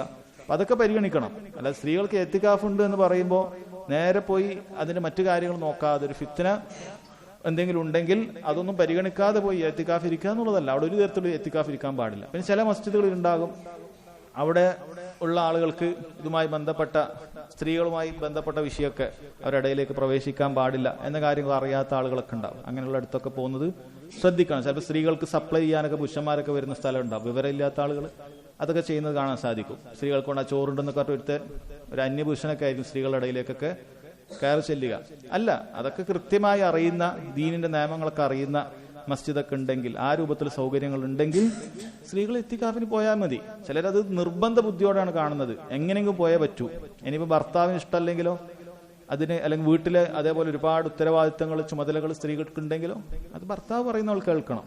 ഭർത്താവ് പറയുന്നത് അതനുസരിക്കണം. മറ്റുള്ള ചുമതലകൾ ഉണ്ടെങ്കിൽ അതൊക്കെ പാഴാക്കിയിട്ട് നമ്മൾ എങ്ങനെയെങ്കിലുമൊക്കെ ഇഅ്തികാഫിന് പോകുക എന്നുള്ളതല്ല. അത് സ്ത്രീകൾ എപ്പോഴും ശ്രദ്ധിക്കേണ്ട കാര്യമാണ്. അവർക്ക് ഏറ്റവും വലിയ ഉത്തരവാദിത്തം അവരുടെ വീട്ടിലെ ഉത്തരവാദിത്തമാണ്, ഭർത്താവിന്റെ ഉത്തരവാദിത്തമാണ്, കുടുംബത്തിന്റെ ഉത്തരവാദിത്തമാണ്. അതിലൊക്കെ പ്രതിഫലം പ്രതീക്ഷിക്കണം. എന്നാൽ ചില സ്ത്രീകൾക്ക് അത്തരം കാര്യങ്ങളിൽ പ്രതിഫലം പ്രതീക്ഷിക്കുന്നത് കുറവായിരിക്കും. അവർക്ക് മറ്റെന്തെങ്കിലുമൊക്കെ ഭയങ്കര താല്പര്യമായിരിക്കും. ചിലപ്പോൾ ദഅവത്തിന് താല്പര്യം ഉണ്ടാവും, അല്ലെങ്കിൽ അങ്ങനെയുള്ള പൊതുവായിട്ടുള്ള കാര്യങ്ങൾക്കൊക്കെ ചെയ്യാൻ താല്പര്യം. അതൊക്കെ ഖൈറാണ്, ഫിത്നകൾ ഇല്ലാതെ രൂപത്തിൽ ചെയ്യുകയാണെങ്കിൽ ഖൈറാണ്. പക്ഷേ ഏറ്റവും വലിയ ബാധ്യതകൾ ഒഴിവാക്കിയിട്ട് സ്ത്രീകൾ അങ്ങനത്തെ പരിപാടികൾക്ക് ഇറങ്ങുക എന്നുള്ളത് പാടില്ലാത്ത കാര്യമാണ്. അപ്പോൾ ഇഅ്തികാഫ് ഇരിക്കുന്ന ആ സ്ഥലം അത് സ്ത്രീകൾക്ക് സുരക്ഷയുണ്ട്, അമ്നുണ്ട്, അതുപോലെ അവിടെ മറ്റു ഫിത്നകളൊന്നുമില്ല എന്നുള്ളത് ഉറപ്പിക്കണം.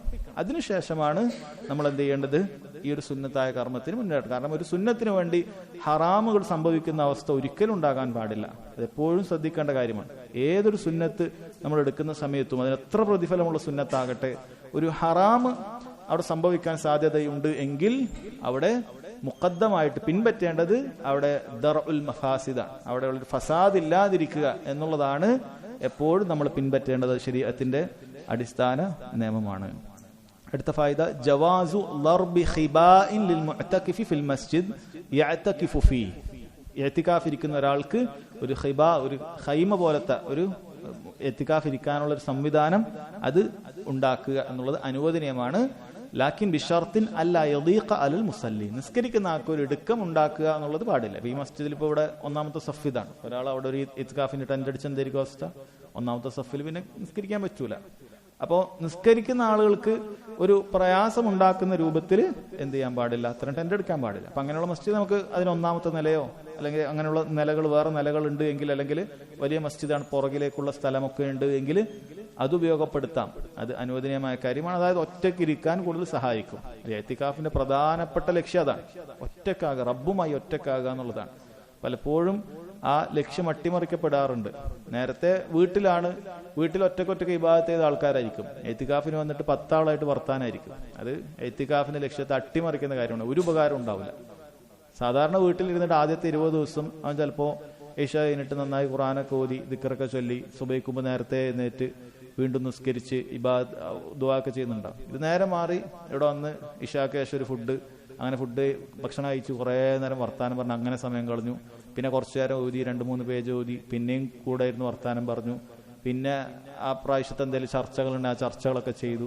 പിന്നെ ഫജറിന് മുമ്പ് വീണ്ടും ഭക്ഷണമായി, അത് കഴിച്ചു. അതിൻ്റെ ഇടയിൽ ചിലപ്പോൾ ആരെങ്കിലുമൊക്കെ ചായ ഒക്കെ കൊണ്ടുവന്ന് അവിടെയൊക്കെ വട്ടത്തിൽ വിരിച്ച് സുഫ്ര വിരിച്ച് അങ്ങനെ ചായ കുടിച്ച് കുറേ വർത്താനം പറഞ്ഞു. അപ്പോൾ നേരത്തെ 20 ദിവസം വർത്താനം പറയാത്തതിനേക്കാളും കൂടുതൽ വർത്താനവും ചിലപ്പോൾ കളിതമാശകൾ വരെ എത്തിക്കാഫിൽ സംഭവിക്കുകയാണ് എങ്കിൽ അത് എത്തിക്കാഫിന്റെ നിയമം അട്ടിമറിച്ചിരിക്കുന്നു. യാതൊരു ഉപകാരവും ഇല്ല. അങ്ങനെയുള്ള എത്തിക്കാഫിനേക്കാളും നല്ലത് ഒരാൾക്ക് വീട്ടിലിരുന്ന് ഇബാദത്ത് ചെയ്യലായിരിക്കും. അതാണ് കൂടുതൽ അഭികാമ്യം. കാരണം എത്തിക്കാഫിന്റെ പ്രധാനപ്പെട്ട ലക്ഷ്യം, അതിനു വേണ്ടിയിട്ടാണ് ഈ ടെന്റിന്റെ കാര്യം പറയുന്നത്, റബ്ബുമായി ഒറ്റക്കാകുക എന്നുള്ളതാണ്. കാരണം അങ്ങനെ ഒരു ഇബാദത്ത് വേറെ ഇല്ല. റബ്ബുമായി ഒറ്റക്ക് ഇബാദത്ത് ചെയ്യുക.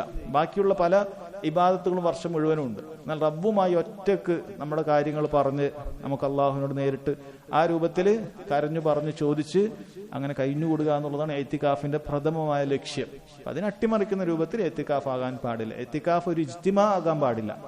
ആളുകൾക്കൊക്കെ ഒരു ഗ്യാതറിങ് ചെയ്യാനുള്ള, ഞാൻ ഈ മസ്ജിദ് എത്തിക്കാഫ് നീ പറയില്ല, നീയും വരും, എന്തിനാ വിളിക്കുന്നത്, എല്ലാവരും വന്ന് ഡെയിലി ഇങ്ങനെ വർത്താനവും തമാശയും അങ്ങനെ പകലും രാവും ഒക്കെ ഒരു 10 ദിവസത്തെ ഒരു ക്യാമ്പിന് പോയ പ്രതീതി കിട്ടുക എന്നുള്ളതല്ല എത്തിക്കാഫ് എന്ന് പറയുന്നത്. അത് പ്രത്യേകം ശ്രദ്ധിക്കണം. നമുക്ക് 10 ദിവസം നമുക്ക് ഇന്ന മസ്ജിദ് എത്തിക്കാഫ് അങ്ങനെ ശരിയാണ്. ചില മസ്ജിദ് നമ്മൾ തിരഞ്ഞെടുക്കുന്നതിന് ചില ഖൈറുകൾ ഉണ്ടാകും. കാരണം അവിടെ ദുറൂസുകൾ, ഇൽമിയായ ക്ലാസ്സുകൾ ഉണ്ടാകും. ശരിയാണ്, നമുക്ക് ആ ഒരു നിയത്തിൽ ഇൽമ് അവിടെ നമുക്ക് കിട്ടും. ഇടയ്ക്ക് ഈമാനികമായി നമുക്കൊന്ന് ഉണർവ് ഉണ്ടാകാൻ സാധ്യതയുണ്ട്. അതേപോലെ സുന്നത്ത് അനുസരിച്ചുള്ള നിസ്കാരങ്ങളും മറ്റുമൊക്കെയുള്ള മസ്ജിദാകുമ്പോൾ കൂടുതൽ അഭികാമ്യമാണ്. അവിടെ സുന്നത്ത് അനുസരിച്ചിട്ടാണ് രാത്രി നിസ്കാരങ്ങളും അതുപോലെ മറ്റ് 5 നേരത്തെ നിസ്കാരങ്ങളും എല്ലാം സുന്നത്ത് അനുസരിച്ചിട്ടാണ്. അങ്ങനെയുള്ള കാര്യത്തിന് വേണ്ടിയിട്ട് നമുക്ക് എന്ത് ചെയ്യാം, ആ നിയത്തിൽ നമ്മൾ ചില മസ്ജിദ്, നമുക്ക് ഈ മസ്ജിദ് നല്ലതാണ് അവിടെ എത്തിക്കാഫിരിക്കാമെന്ന് പറയാം. പക്ഷെ അതൊരിക്കലും എന്താകാൻ പാടില്ല, നമുക്കിനെ ഒരുമിച്ച് കൂടി കുറെ സൊറ പറഞ്ഞ് വർത്താനം പറഞ്ഞ് പകലും രാവും ഒക്കെ ആ രൂപത്തിൽ കളയുക, ഫസാദാക്കുക എന്നുള്ളത് പാടില്ല. അപ്പൊ ഈ പറഞ്ഞ പ്രതിഫലങ്ങളൊക്കെ നഷ്ടപ്പെടുകയാണ് ചെയ്യുക. അത് പ്രത്യേകം ശ്രദ്ധിക്കണം. രണ്ടാമത്തെ ഹദീസ്, അൻ ആയിഷ റളിയല്ലാഹു അൻഹാ അന്നഹാ കാനത് തുറജ്ജിലു നബി സല്ലല്ലാഹു അലൈഹി വസല്ലം വഹിയ ഹായിളുൻ വഹുവ മുഅ്തകിഫുൻ ഫിൽ മസ്ജിദ്. നബി സല്ലല്ലാഹു അലൈഹി വസല്ലം ഇഅ്തികാഫിലായി മസ്ജിദിൽ ഇരിക്കുന്ന സമയത്ത് നബി സല്ലല്ലാഹു അലൈഹി വസല്ലമക്ക് മുടി ചീകി കൊടുക്കുമായിരുന്നു. തുറജ്ജിൽ എന്ന് പറഞ്ഞാൽ മുടി നല്ല ചീകി എണ്ണയൊക്കെ തേച്ച് കൊടുക്കുന്നതിനാണ് അങ്ങനെ പറയുക. നബി സല്ലല്ലാഹു അലൈഹി വസല്ലമക്ക് ആയിഷ റളിയല്ലാഹു അൻഹ അങ്ങനെ മുടിയൊക്കെ ചീകി കൊടുക്കുമായിരുന്നു. വഹിയ ഹായിൽ, ആയിഷ റളിയല്ലാഹു അൻഹ ഹൈലുള്ളവളായിട്ടാണ് ഉണ്ടായിരുന്നത്. എന്നാൽ അവൾ മസ്ജിദിലല്ല. വഹിയ ഫി ഹുജ്റത്തിഹ, ആയിഷ റളിയല്ലാഹു അൻഹ വഹിയ ഫി ഹുജ്റത്തിഹ, നബി സല്ലല്ലാഹു അലൈഹി വസല്ലമയുടെ ഭാര്യമാരുടെ വീടുകൾക്കാണ് ഹുജ്റാത്ത് എന്ന് പറയുന്നത്. അപ്പൊ നബി സല്ലല്ലാഹു അലൈഹി വസല്ലം മസ്ജിദിൽ നിന്നും തലയിട്ടാൽ നേരെ ആയിഷ റളിയല്ലാഹു അൻഹയുടെ വീടായി. എവിടെയാണ് ആയിഷ റളിയല്ലാഹു അൻഹയുടെ വീട്? നമുക്ക് ഉറപ്പിച്ച് ഇന്നും പറയാൻ പറ്റുന്ന ഒരേ ഒരു വീട് ആയിഷ റളിയല്ലാഹു അൻഹയുടെ വീടാണ്. കാരണം അവിടെയാണ് നബി സല്ലല്ലാഹു അലൈഹി വസല്ലം വഫാത്തായത്. നബി സല്ലല്ലാഹു അലൈഹി വസല്ലം ഖബർ അവിടെയാണുള്ളത്. അപ്പൊ നമ്മൾ ആ കാണുന്ന റൗളയുടെ തൊട്ടപ്പുറത്ത് നബി സല്ലല്ലാഹു അലൈഹി വസല്ലം ഖബർ ഉള്ളത് നമുക്കറിയാം. അവിടെയായിരുന്നു ആയിഷ റളിയല്ലാഹു അൻഹയുടെ വീട്. പിന്നെ നബി സല്ലല്ലാഹു അലൈഹി വസല്ലം മസ്ജിദിന്റെ അതിന് തൊട്ടിപ്പുറത്തുള്ള ഭാഗത്ത് കിടക്കുകയും അങ്ങനെ തല അപ്പുറത്തേക്ക് ഇട്ടുകൊടുക്കുകയും ചെയ്യും. യുനാവിലുഹാ റഅസഹു, അവിടുത്തെ തല എനിക്ക് ഇങ്ങോട്ട് നീട്ടിത്തരുമായിരുന്നു. അങ്ങനെ ആയിഷ റളിയല്ലാഹു അൻഹ തലയൊക്കെ എന്ത് ചെയ്യും, മടിയിൽ തല വെച്ചിട്ട് അങ്ങനെ മുടിയൊക്കെ ചീകി കൊടുക്കുമായിരുന്നു എന്നാണ് പറയുന്നത്. വഫീ റിവായത്തിൻ വകാന ലാ യദ്ഖുലുൽ ബൈത ഇല്ലാ ലിഹാജത്തിൽ ഇൻസാൻ, അവിടുന്ന് ഒരു മനുഷ്യന്റെ ഹാജത്തുൽ ഇൻസാൻ എന്ന് പറഞ്ഞാൽ അൽ ബൗൽ വൽ ഗായിത്, മലമൂത്ര വിസർജനത്തിന് വേണ്ടിയിട്ടല്ലാതെ നബി സല്ലല്ലാഹു അലൈഹി വസല്ലം വീട്ടിലേക്ക് വരാറില്ലായിരുന്നു എന്നാണ് പറയുന്നത്. വഫീ റിവായത്തിൻ അന്ന ആയിഷ റളിയല്ലാഹു അൻഹ ഖാലത്, ആയിഷ റളിയല്ലാഹു അൻഹ പറയാണ്, ഇൻ കുൻതു ലഅദ്ഖുലൽ ബൈത ലിൽ ഹാജ വൽ മരീദു ഫീഹി ഫമാ അസ്അലു അൻഹു ഇല്ലാ വഅന മാറ, ഞാൻ എത്തിക്കാഫിരിക്കുന്ന സമയത്ത് ഞാൻ മസ്ജിദിൽ നിന്നും വീട്ടിലേക്ക് പോകും, ഹാജത്തിന് വേണ്ടി മലമൂത്ര വിസർജനത്തിന് വേണ്ടി പോകും. അപ്പൊ അവിടെ വല്ല രോഗിയായിട്ടും ആരെങ്കിലും കിടക്കുന്നുണ്ടെങ്കിൽ ഫമാ അസ്അലു അൻഹു ഇല്ലാ വഅന മാറ, ഞാൻ അവിടെ നിന്ന് പോയി രോഗിയെ ശുശ്രൂഷിക്കാനോ എന്തൊക്കെ ഉണ്ടെന്ന് ചോദിക്കാനോ നിൽക്കാറില്ല, ഞാനത് നടന്നുകൊണ്ടേ ചോദിക്കാറുള്ളായിരുന്നു. അത് രോഗി സന്ദർശനം പോലെയുള്ള കാര്യങ്ങൾക്ക് പോലും എത്തിക്കാഫിൽ നിന്നും പോകേണ്ടതില്ല എന്നാണ് അറിയിക്കുന്നത്. ഇപ്പോൾ ഇവിടെ എത്തിക്കാഫിനെ കുറിച്ചിട്ട് എത്തിക്കാഫിൽ നിന്നും മസ്ജിദിൽ നിന്നും പുറത്തേക്ക് പോകുന്നതിൽ നിന്നും അതേപോലെ മസ്ജിദിൽ നിന്നും ശരീരം അതിന്റെ ഒരു ഭാഗം പുറത്തേക്ക് എത്തിക്കുന്നതൊക്കെ ഇത്തികാഫിനെ ബാധിക്കുമോ ഇല്ലേ എന്ന് അറിയിക്കുന്ന കാര്യമാണ് ഈ ഹദീസിലുള്ളത്. ഫായിദകൾ: ഒന്ന്, ജവാസു ഇഖ്റാജിൽ മുഅ്തകിഫി റഅസഹു മിനൽ മസ്ജിദ്. ഇഅ്തികാഫിൽ ഇരിക്കുന്ന ഒരാൾക്കാരുടെ തല പുറത്തേക്ക് എടുക്കുക, അങ്ങനെയുള്ള കാര്യങ്ങളൊന്നും തെറ്റില്ല. അപ്പൊ അങ്ങനെ ഒക്കെ ചർച്ചകളുണ്ട്, മസ്അലകളുണ്ട്. ഇഅ്തികാഫിൽ ഇരിക്കുന്ന ആളുടെ അങ്ങനെ പുറത്തേക്ക് ഒരു നിലക്കും പോകാൻ പാടില്ല. അല്ല, ഇങ്ങനെ തല പുറത്തേക്ക് ഇടുന്നത് കൊണ്ട് അങ്ങനെയൊന്നും കുഴപ്പം ഇല്ല. നബി സല്ലല്ലാഹു അലൈഹി വസല്ലം തല അപ്പുറത്തെ വീട്ടിലാണുള്ളത്, ബാക്കിയാണ് മസ്ജിദിലുള്ളത്. അതുപോലെ ജവാസു തൻദീഫിൽ മുഅ്തകിഫി റഅസഹു, ഇഅ്തികാഫിരിക്കുന്ന ആള് തലയൊക്കെ നന്നായി വൃത്തിയാക്കൽ അനുവദനീയമാണ്. വയുഖാസു അലൈഹി തൻദീഫു ബദനിഹി വസിയാബിഹി, അതിനോട് ഖിയാസ് ചെയ്യാൻ പറ്റും. ശരീരവും വസ്ത്രവും ഒക്കെ ശുദ്ധിയാക്കുക എന്നുള്ളത് ഇഅ്തികാഫ്. ഇഅ്തികാഫ് എന്ന് പറഞ്ഞാൽ അങ്ങനെ ഭജനം ഇരിക്കുക എന്ന് പറഞ്ഞാൽ ചടഞ്ഞിരിക്കുക എന്നല്ല. കാരണം മറ്റ് അന്യമതസ്ഥരുടെ ഇങ്ങനെയുള്ള പല ആരാധനകൾ എന്ന് പറഞ്ഞാൽ വൃത്തിയും ശുദ്ധിയൊന്നും ഇല്ലാത്ത രൂപത്തിൽ എവിടെയെങ്കിലൊക്കെ അങ്ങനെ ഇരിക്കുക എന്നുള്ളതാണ്. അതല്ല, ഇസ്ലാം അങ്ങനെയൊന്നുമല്ല. ഇസ്ലാമിൽ ഇബാദത്ത് ചെയ്യുന്ന സമയത്തും അള്ളാഹുലേക്ക് അടുക്കുന്ന സമയത്തൊക്കെ ശരീരവും ദേഹവും വസ്ത്രമൊക്കെ നല്ല വൃത്തിയായിട്ടാണ്. വസിയാബക ഫതഹിർ, വളരെ ശുദ്ധിയായിട്ട് വസ്ത്രങ്ങളൊക്കെ നജസുകളിൽ നിന്നും അതുപോലെ ദുർഗന്ധങ്ങളിൽ നിന്നൊക്കെ നീക്കിയിട്ടാണ് ഇസ്ലാമിലുള്ള നിയമമുള്ളത്. അപ്പൊ അത് പ്രത്യേകം മനസ്സിലാക്കുക. ഇഅ്തികാഫ് എന്ന് പറഞ്ഞാൽ അങ്ങനെ വൃത്തിയില്ലാതെ 10 ദിവസം ഇരിക്കുക എന്നുള്ളതല്ല, വസ്ത്രം മാറ്റാതെ ഇരിക്കുക, അങ്ങനെയല്ല. വസ്ത്രമൊക്കെ മാറ്റി നല്ല വൃത്തിയാക്കി കുളിക്കുകയൊക്കെ ചെയ്യാമെല്ലാം ചെയ്യേണ്ടതുണ്ട്. 3 ജവാസു ഇസ്തിഖ്ദാമി റജുൽ സൗജതഹു ഫീമാ ജറത് ബിഹിൽ ആദ. ഒരു നാട്ടിൽ പൊതുവെ നാട്ടു നടപ്പായിട്ടുള്ള കാര്യങ്ങൾക്ക് ഭർത്താവ് ഭാര്യയോട് അങ്ങനെയുള്ള സഹായങ്ങൾ അല്ലെങ്കിൽ അങ്ങനെയുള്ള ഉപയോഗമൊക്കെ ഭാര്യയുമായി ചെയ്യുക എന്നുള്ളത് അത് അനുവദനീയമാണ്. ഭാര്യ പൊതുവെ നാട്ടു നടപ്പിൽ ചെയ്തു കൊടുക്കുന്ന പല കാര്യങ്ങളും ഉണ്ടാകും. അതിനുവേണ്ടി ആവശ്യപ്പെടലൊന്നും തെറ്റായ കാര്യമല്ല, അത് മനസ്സിലാക്കുക. 4 ത്വഹാറത്തു ബദനിൽ ഹൈൽ, ഹൈലുള്ള സ്ത്രീയുടെ ശരീരം ശുദ്ധിയാണ്. അവൾക്കുള്ള അശുദ്ധി എന്ന് പറയുന്നത് അത് ഹിസ്സിയായ ഒരു അശുദ്ധിയല്ല. അവരുടെ ശരീരം തൊട്ടാൽ നമുക്ക് അശുദ്ധിയൊന്നും ആവില്ല. ഉളു എടുത്ത ഒരാൾ ഹൈലുള്ള ഭർത്താവ് ഹൈലുള്ള ഭാര്യയെ തൊട്ട് കഴിഞ്ഞാൽ അശുദ്ധിയൊന്നും ആവുകയില്ല. മനസ്സിലായില്ല? അത് അങ്ങനെയുള്ള ശരീരത്തിനുള്ള അശുദ്ധിയല്ല അവൾക്കുള്ളത്. അവൾക്ക് നിസ്കരിക്കാൻ പാടില്ല, ആ കാര്യങ്ങളൊക്കെയാണ് അവൾക്കുള്ളത്. നോമ്പെടുക്കാൻ പാടില്ല, ഇതൊക്കെയാണ് ഹൈലുള്ള ഒരു സ്ത്രീക്കുള്ളത്. അല്ലാതെ അവളുടെ ശരീരം ശുദ്ധിയുള്ളത് തന്നെയാണ് എന്ന് മനസ്സിലാക്കുക. 5 ജവാസ് ഖുറൂജുൽ മുഅ്തകിഫി ലിഹാജത്തിൽ ബൗലി വൽ ഗായിത്.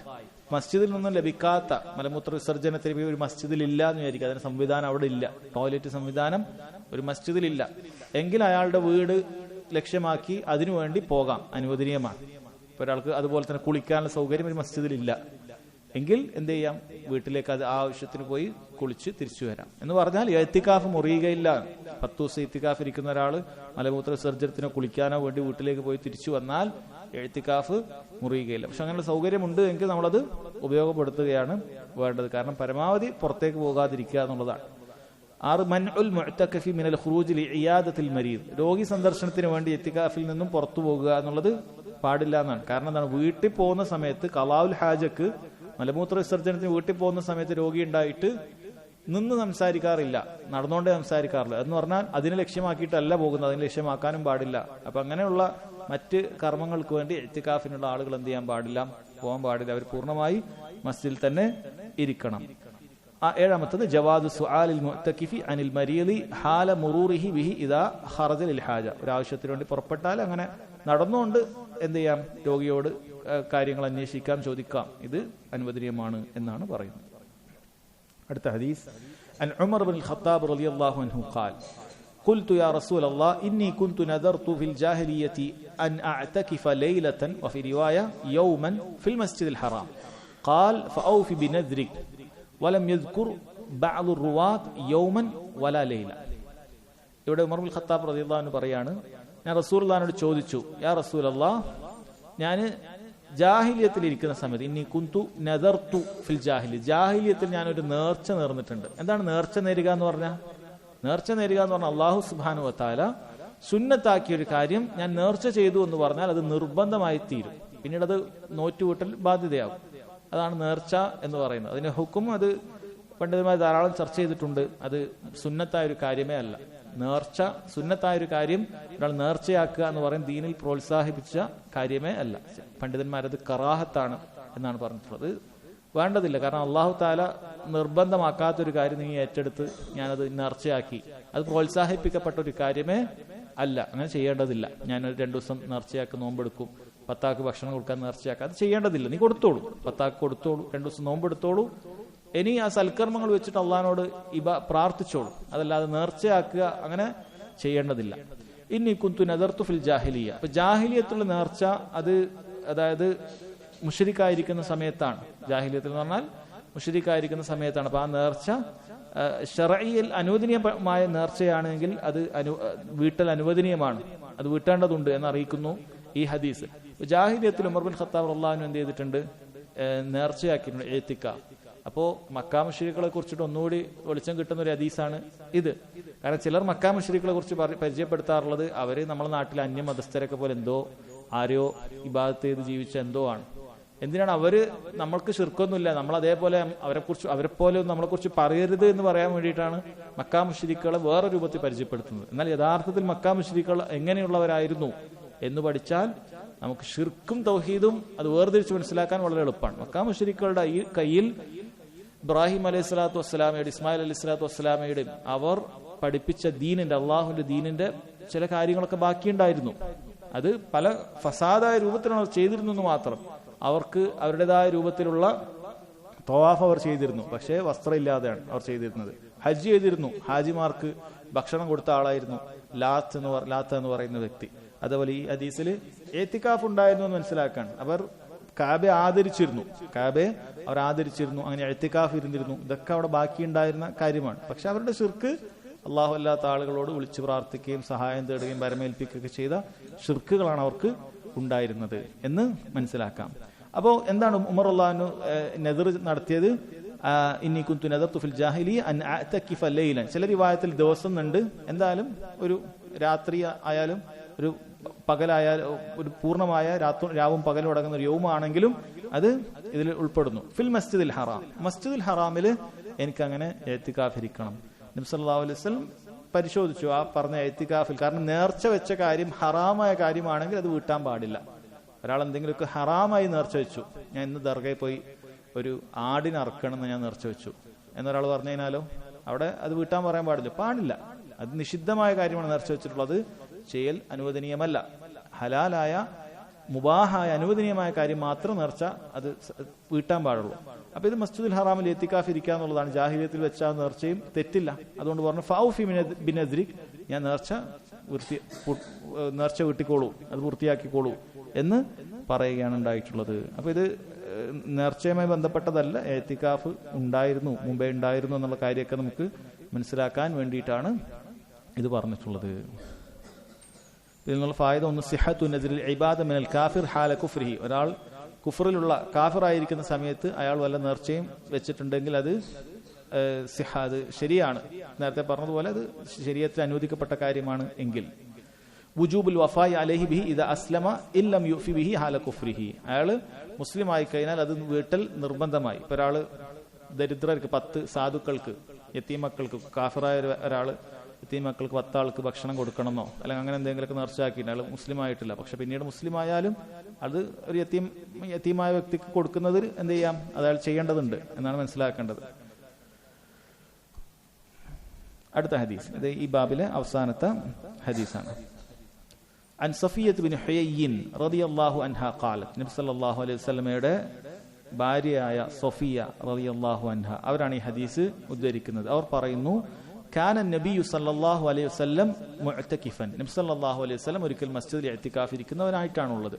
ഫഅതൈതുഹു അസൂറുഹു ലൈലൻ ഫഹദ്ദസ്തുഹു. ഞാൻ നബി സല്ലല്ലാഹു അലൈഹി വസല്ലമയെ കാണാൻ വേണ്ടി അവിടെ സന്ദർശിച്ചു. അപ്പോൾ അതിൽ നിന്നും ഇഅ്തികാഫുള്ള ഒരാൾക്ക് എന്തെങ്കിലും ആവശ്യം ഉണ്ടെങ്കിൽ സിയാറ നടത്തുന്നത് തെറ്റില്ല. ഒരു ആവശ്യം ഒന്ന് കാണാൻ വേണ്ടി, ഒരു കാര്യം പറയാൻ വേണ്ടി. അങ്ങനെ ഇഅ്തികാഫ് എന്ന് പറഞ്ഞാൽ അതിൽ മറ്റൊരാൾ ഒരു സംസാരവും പാടില്ല എന്നല്ല, മറിച്ച് എന്തെങ്കിലും ഒരു മസ്ലഹത്ത്, ഒരു ആവശ്യമൊക്കെ ഉണ്ടെങ്കിൽ ഒരാൾ വന്ന് കണ്ടാൽ എന്താണ് സംസാരം, അത് അനുവദനീയമാണ്, അതിൽ അറിയിക്കുന്നു. ഫഅതൈതുഹു അസൂറുഹു ലൈലൻ, രാത്രിയിൽ ഞാൻ വന്ന് അങ്ങനെ സംസാരിക്കും. ഫഹദ്ദസ്തുഹു, ഞാൻ സംസാരിക്കുകയും ചെയ്തു. സുമ്മ ഖുംതു ലിഅൻഖലിബ്, ഞാൻ മടങ്ങുന്നതിന് വേണ്ടി തയ്യാറായി. ഫഖാമ മഇ ലിയഖ്ലിബനി, നബി സല്ലല്ലാഹു അലൈഹി വസല്ലം എന്നെ അനുഗമിച്ചുകൊണ്ട് എന്നെ യാത്രയാക്കാൻ വേണ്ടി ഒപ്പം വന്നു. അല്ല, ഒരാൾ വന്നു കഴിഞ്ഞാൽ തിരിച്ച് യാത്രയാക്കാൻ വേണ്ടി നമ്മളൊന്നിങ്ങനെ വാതിൽ വരെയൊക്കെ പോകും. ഇപ്പം നമ്മളിവിടെ ഇരിക്കുകയാണ്, ഒരാൾ വന്ന് സംസാരിച്ചു, വാതിൽ വരെ അങ്ങനെ പോയി. വക്കാന മസ്കനുഹ, റാവി പറയുന്നു, വക്കാന മസ്കനുഹ ഫി ദാരി ഉസാമത്ത് ബിൻ സെയ്ദ്. ഉസാമ ബിൻ സെയ്ദ് റളിയല്ലാഹു അൻഹുവിന്റെ വീടിന്റെ അടുത്താണ് അവരുടെ വീട്. അത് അവരുടെ വീട് കുറച്ച് പോകാനുണ്ട്, തൊട്ടടുത്ത വീടായിരുന്നില്ല എന്നർത്ഥം. അതുകൊണ്ടാണ് നബി സല്ലല്ലാഹു അലൈഹി വസല്ലം ഒപ്പം അങ്ങനെ വാതിൽ വരെ പോയത്. ഫമറ റജുലാനി മിനൽ അൻസാർ, അൻസാരികളിൽപ്പെട്ട 2 ആളുകൾ അപ്പോൾ അതിലൂടെ കടന്നു പോകുന്നുണ്ടായിരുന്നു. ഫലമ്മാ റഅയാ റസൂലല്ലാഹി സ്വല്ലല്ലാഹു അലൈഹി വസല്ലം അസ്റഅ, അവർ രണ്ടുപേരും റസൂലുള്ളാഹിനെ കണ്ടപ്പോൾ പെട്ടെന്ന് ധൃതി കൂട്ടി നടത്തത്തിൽ. അത് കൂടെ ഒരു സ്ത്രീയുണ്ട്. അത് നബി സല്ലല്ലാഹു അലൈഹി വസല്ലം ഭാര്യമാരാണെന്ന് അവർക്ക് മനസ്സിലായിട്ടുണ്ടാകണം. പക്ഷെ നബി സല്ലല്ലാഹു അലൈഹി വസല്ലം ഇങ്ങനെ ഭാര്യയായി സംസാരിക്കുന്നത് കണ്ടപ്പോൾ അവരെന്ത് ചെയ്തു? പെട്ടെന്ന് ധൃതി കൂട്ടി. അവിടെ നിൽക്കുന്നത് ഇഷ്ടപ്പെട്ടില്ല. ഫഖാല നബി സല്ലല്ലാഹു അലൈഹി വസല്ലം, അപ്പോൾ നബി സല്ലല്ലാഹു അലൈഹി വസല്ലം അവരോട് പറഞ്ഞു, അലാ റിസ്ലികുമാ, നിങ്ങൾ ധൃതി കൂട്ടണ്ട, നിങ്ങൾ നേരത്തെ ഉള്ളതുപോലെ പതുക്കെ തന്നെ പോയിക്കൊള്ളൂ. ഇന്നഹ സഫിയ്യത്തു ബിൻതു ഹുയൈ, ഇതെന്റെ ഭാര്യ സഫിയാണ്. സഫിയ്യത്തു ബിൻതു ഹുയൈ എന്ന് പറഞ്ഞാൽ വ്യക്തമായി, അത് ഹുയൈന്റെ മകൾ സഫിയ എന്ന് പറഞ്ഞത് എന്റെ ഭാര്യയായ സഫിയയാണ് എന്ന് പറഞ്ഞു കൊടുക്കുകയാണ്. പിന്നെ സഹോദരങ്ങൾ, ഇത് എന്തെങ്കിലുമൊക്കെ ഒരു സംശയമുള്ള സാഹചര്യങ്ങൾ ഉണ്ടായാൽ ആളുകൾക്ക് ആ സംശയം ഇല്ലാതാക്കാൻ വേണ്ടി അത് വ്യക്തമാക്കി കൊടുക്കുക എന്നുള്ളത് ദീൻ നമ്മുടെ ഇർളിനെ, നമ്മുടെ അഭിമാനത്തെ സംരക്ഷിക്കുന്നതിന് വേണ്ടി പഠിപ്പിച്ചിട്ടുള്ള കാര്യമാണ്. കാരണം നമ്മുടെ ഇർളിന്, അഭിമാനത്തിന് വിലയുണ്ട്. നമ്മുടെ അഭിമാനത്തിന് കളങ്കമുണ്ടാകുന്ന ഒരു സാഹചര്യം ഉണ്ടായാൽ അത് വളരെ വ്യക്തമാക്കി കൊടുക്കണം എന്നുള്ളത് പഠിപ്പിക്കുന്നു. ഇവിടെ പണ്ഡിതന്മാർ പറയുന്നത്, ഒരിക്കലും സ്വഹാബികൾ ഇതിൽ പറയുന്നത് പോലെ തന്നെ സ്വഹാബികൾ നബി സല്ലല്ലാഹു അലൈഹി വസല്ലം ഒരിക്കലും തെറ്റിദ്ധരിക്കുകയില്ല. കാരണം ഇത് പറഞ്ഞപ്പോൾ തന്നെ സ്വഹാബികൾ പറയുന്നത് സുബ്ഹാനല്ലാഹ് യാ റസൂലല്ലാഹ്, അവർ അത്ഭുതം കൊണ്ട് പറയാൻ സുബ്ഹാനല്ലാഹ് യാ റസൂലല്ലാഹ്, അതായത് സുബ്ഹാനല്ലാഹ് നിങ്ങൾ തെറ്റിദ്ധരിക്കുകയോ, അള്ളാഹു എത്ര പരിശുദ്ധൻ, അങ്ങനെ ഒരിക്കലും തെറ്റിദ്ധരിക്കുകയില്ല. പക്ഷെ നബി സല്ലല്ലാഹു അലൈഹി വസല്ലം അവിടെ ഒരു പാഠം പഠിപ്പിച്ചു കൊടുക്കുകയാണ്. ഇന്ന ശൈത്താൻ യജ്രി മിൻ ഇബ്നി ആദം മജ്റദ്ദം, പിശാജ് മനുഷ്യന്റെ രക്തം സഞ്ചരിക്കുന്ന രക്തധമനികളിലൂടെ പിശാജ് സഞ്ചരിക്കുന്നു. വഇന്നി ഖശീതു അൻ യഖ്ദിഫ ഫീ ഖുലൂബികുമാ ശർറ, പിശാജ് നിങ്ങളുടെ ഹൃദയത്തിൽ എന്തെങ്കിലുമൊക്കെ ഒരു ഷർറ് കൊണ്ടിടുമോ എന്നുള്ളത് ഞാൻ ഭയപ്പെടുകയാണ്. കാരണം അപ്പം ഉണ്ടാവില്ല, പിന്നീട് വേറെ എന്തെങ്കിലുമൊക്കെ സമയത്ത് തെറ്റിദ്ധാരണകൾ ഉണ്ടാകാൻ സാധ്യതയുണ്ട്. അതുകൊണ്ട് അങ്ങനെയുള്ള വല്ല സാഹചര്യങ്ങളും ഉണ്ടാകുന്ന സമയത്ത് അത് വ്യക്തമാക്കി നൽകുക എന്നുള്ളത് ദീൻ നമ്മുടെ അഭിമാനം സംരക്ഷിക്കുന്നതിന് വേണ്ടിയിട്ട് പഠിപ്പിച്ചിട്ടുള്ള കാര്യമാണ്. ഈ ഹദീസിന്റെ പ്രധാനപ്പെട്ട വിഷയം, എത്തിക്കാഫിരിക്കുന്ന ആളുമായി സംസാരിക്കൽ അനുവദനീയമാണ്. അങ്ങനെ എന്തെങ്കിലും ഒരു ആവശ്യമുണ്ടെങ്കിൽ ഒരു സിയാറ അനുവദനീയമാണ്. അതുപോലെ ഭാര്യയാണെങ്കിൽ ഭാര്യയുമായി എത്തിക്കാഫിന്റെ ഇടയിൽ സംസാരിക്കുക, നേരിട്ട് തന്നെ സംസാരിക്കുക എന്നുള്ളത് അനുവദനീയമാണ് എന്ന് തുടങ്ങുന്ന കാര്യമാണ്. പക്ഷെ ഇതിന്റെ അവസാനത്തിൽ വന്ന വലിയ പാഠമാണ്, നമ്മുടെ ഇർദിന്, അഭിമാനത്തിന് കോട്ടമുണ്ടാകുന്ന രൂപത്തിൽ എന്തെങ്കിലുമൊക്കെ സംഭവം ഉണ്ട് എങ്കിൽ അത് വ്യക്തമാക്കി കൊടുക്കുക എന്നുള്ളതാണ്. നമ്മൾ എല്ലാത്തിനും ഉണ്ടാകുക എന്നുള്ളത് പരിഹാരമല്ല, മറിച്ച് ചില സമയത്ത് അത് വ്യക്തമാക്കുന്നതിന് വേണ്ടി വരും. وفي رواية أنها جاءت تزوره في اعتكافه في المسجد في العشر الأواخر من رمضان فتحدثت عنده ساعة ثم قامت تنقلب فقام النبي صلى الله عليه وسلم معها يقلبها حتى إذا بلغت باب المسجد عند باب أم سلمة ذكره بمعنى. ഈ പറഞ്ഞ കാര്യം തന്നെ, അവർ വന്ന കാര്യവും സന്ദർശിച്ചതും സംസാരിച്ചതും അങ്ങനെ കുറച്ചു നേരം കഴിച്ചു കൂട്ടിയതും അങ്ങനെ മടങ്ങാൻ ഒരുങ്ങുമ്പോൾ നബി സല്ലല്ലാഹു അലൈഹി വസല്ലം കൂടെ പോയതും ഒക്കെ വേറെ റിവായത്തിൽ വന്നിട്ടുണ്ട്. ഈ ഹദീസോടുകൂടി സഹോദരങ്ങളെ, കിതാബു സിയാം എന്ന് പറയുന്ന വലിയ അധ്യായം ഇവിടെ കഴിഞ്ഞിരിക്കുകയാണ്. ഇൻഷാ അല്ലാഹ് അടുത്ത ക്ലാസ് മുതൽ നമുക്ക് കിതാബുൽ ഹജ്ജാണ് പഠിക്കാനുള്ളത്. ഹജ്ജുമായി ബന്ധപ്പെട്ട മസ്അലകളാണ് നമുക്ക് മനസ്സിലാക്കാനുള്ളത്. അല്ലാഹു സുബ്ഹാനഹു വ തആല കാര്യങ്ങൾ മനസ്സിലാക്കാനും ജീവിതത്തിൽ പകർത്താനും തൗഫീഖ് ചെയ്യുമാറാകട്ടെ. വഹാദ വല്ലാഹു തആല അഅലം വസല്ലല്ലാഹു അലാ നബീന മുഹമ്മദ് വഅലാ ആലിഹി വസഹ്ബിഹി വസല്ലം. സുബ്ഹാനകല്ലാഹുമ്മ വബിഹംദിക.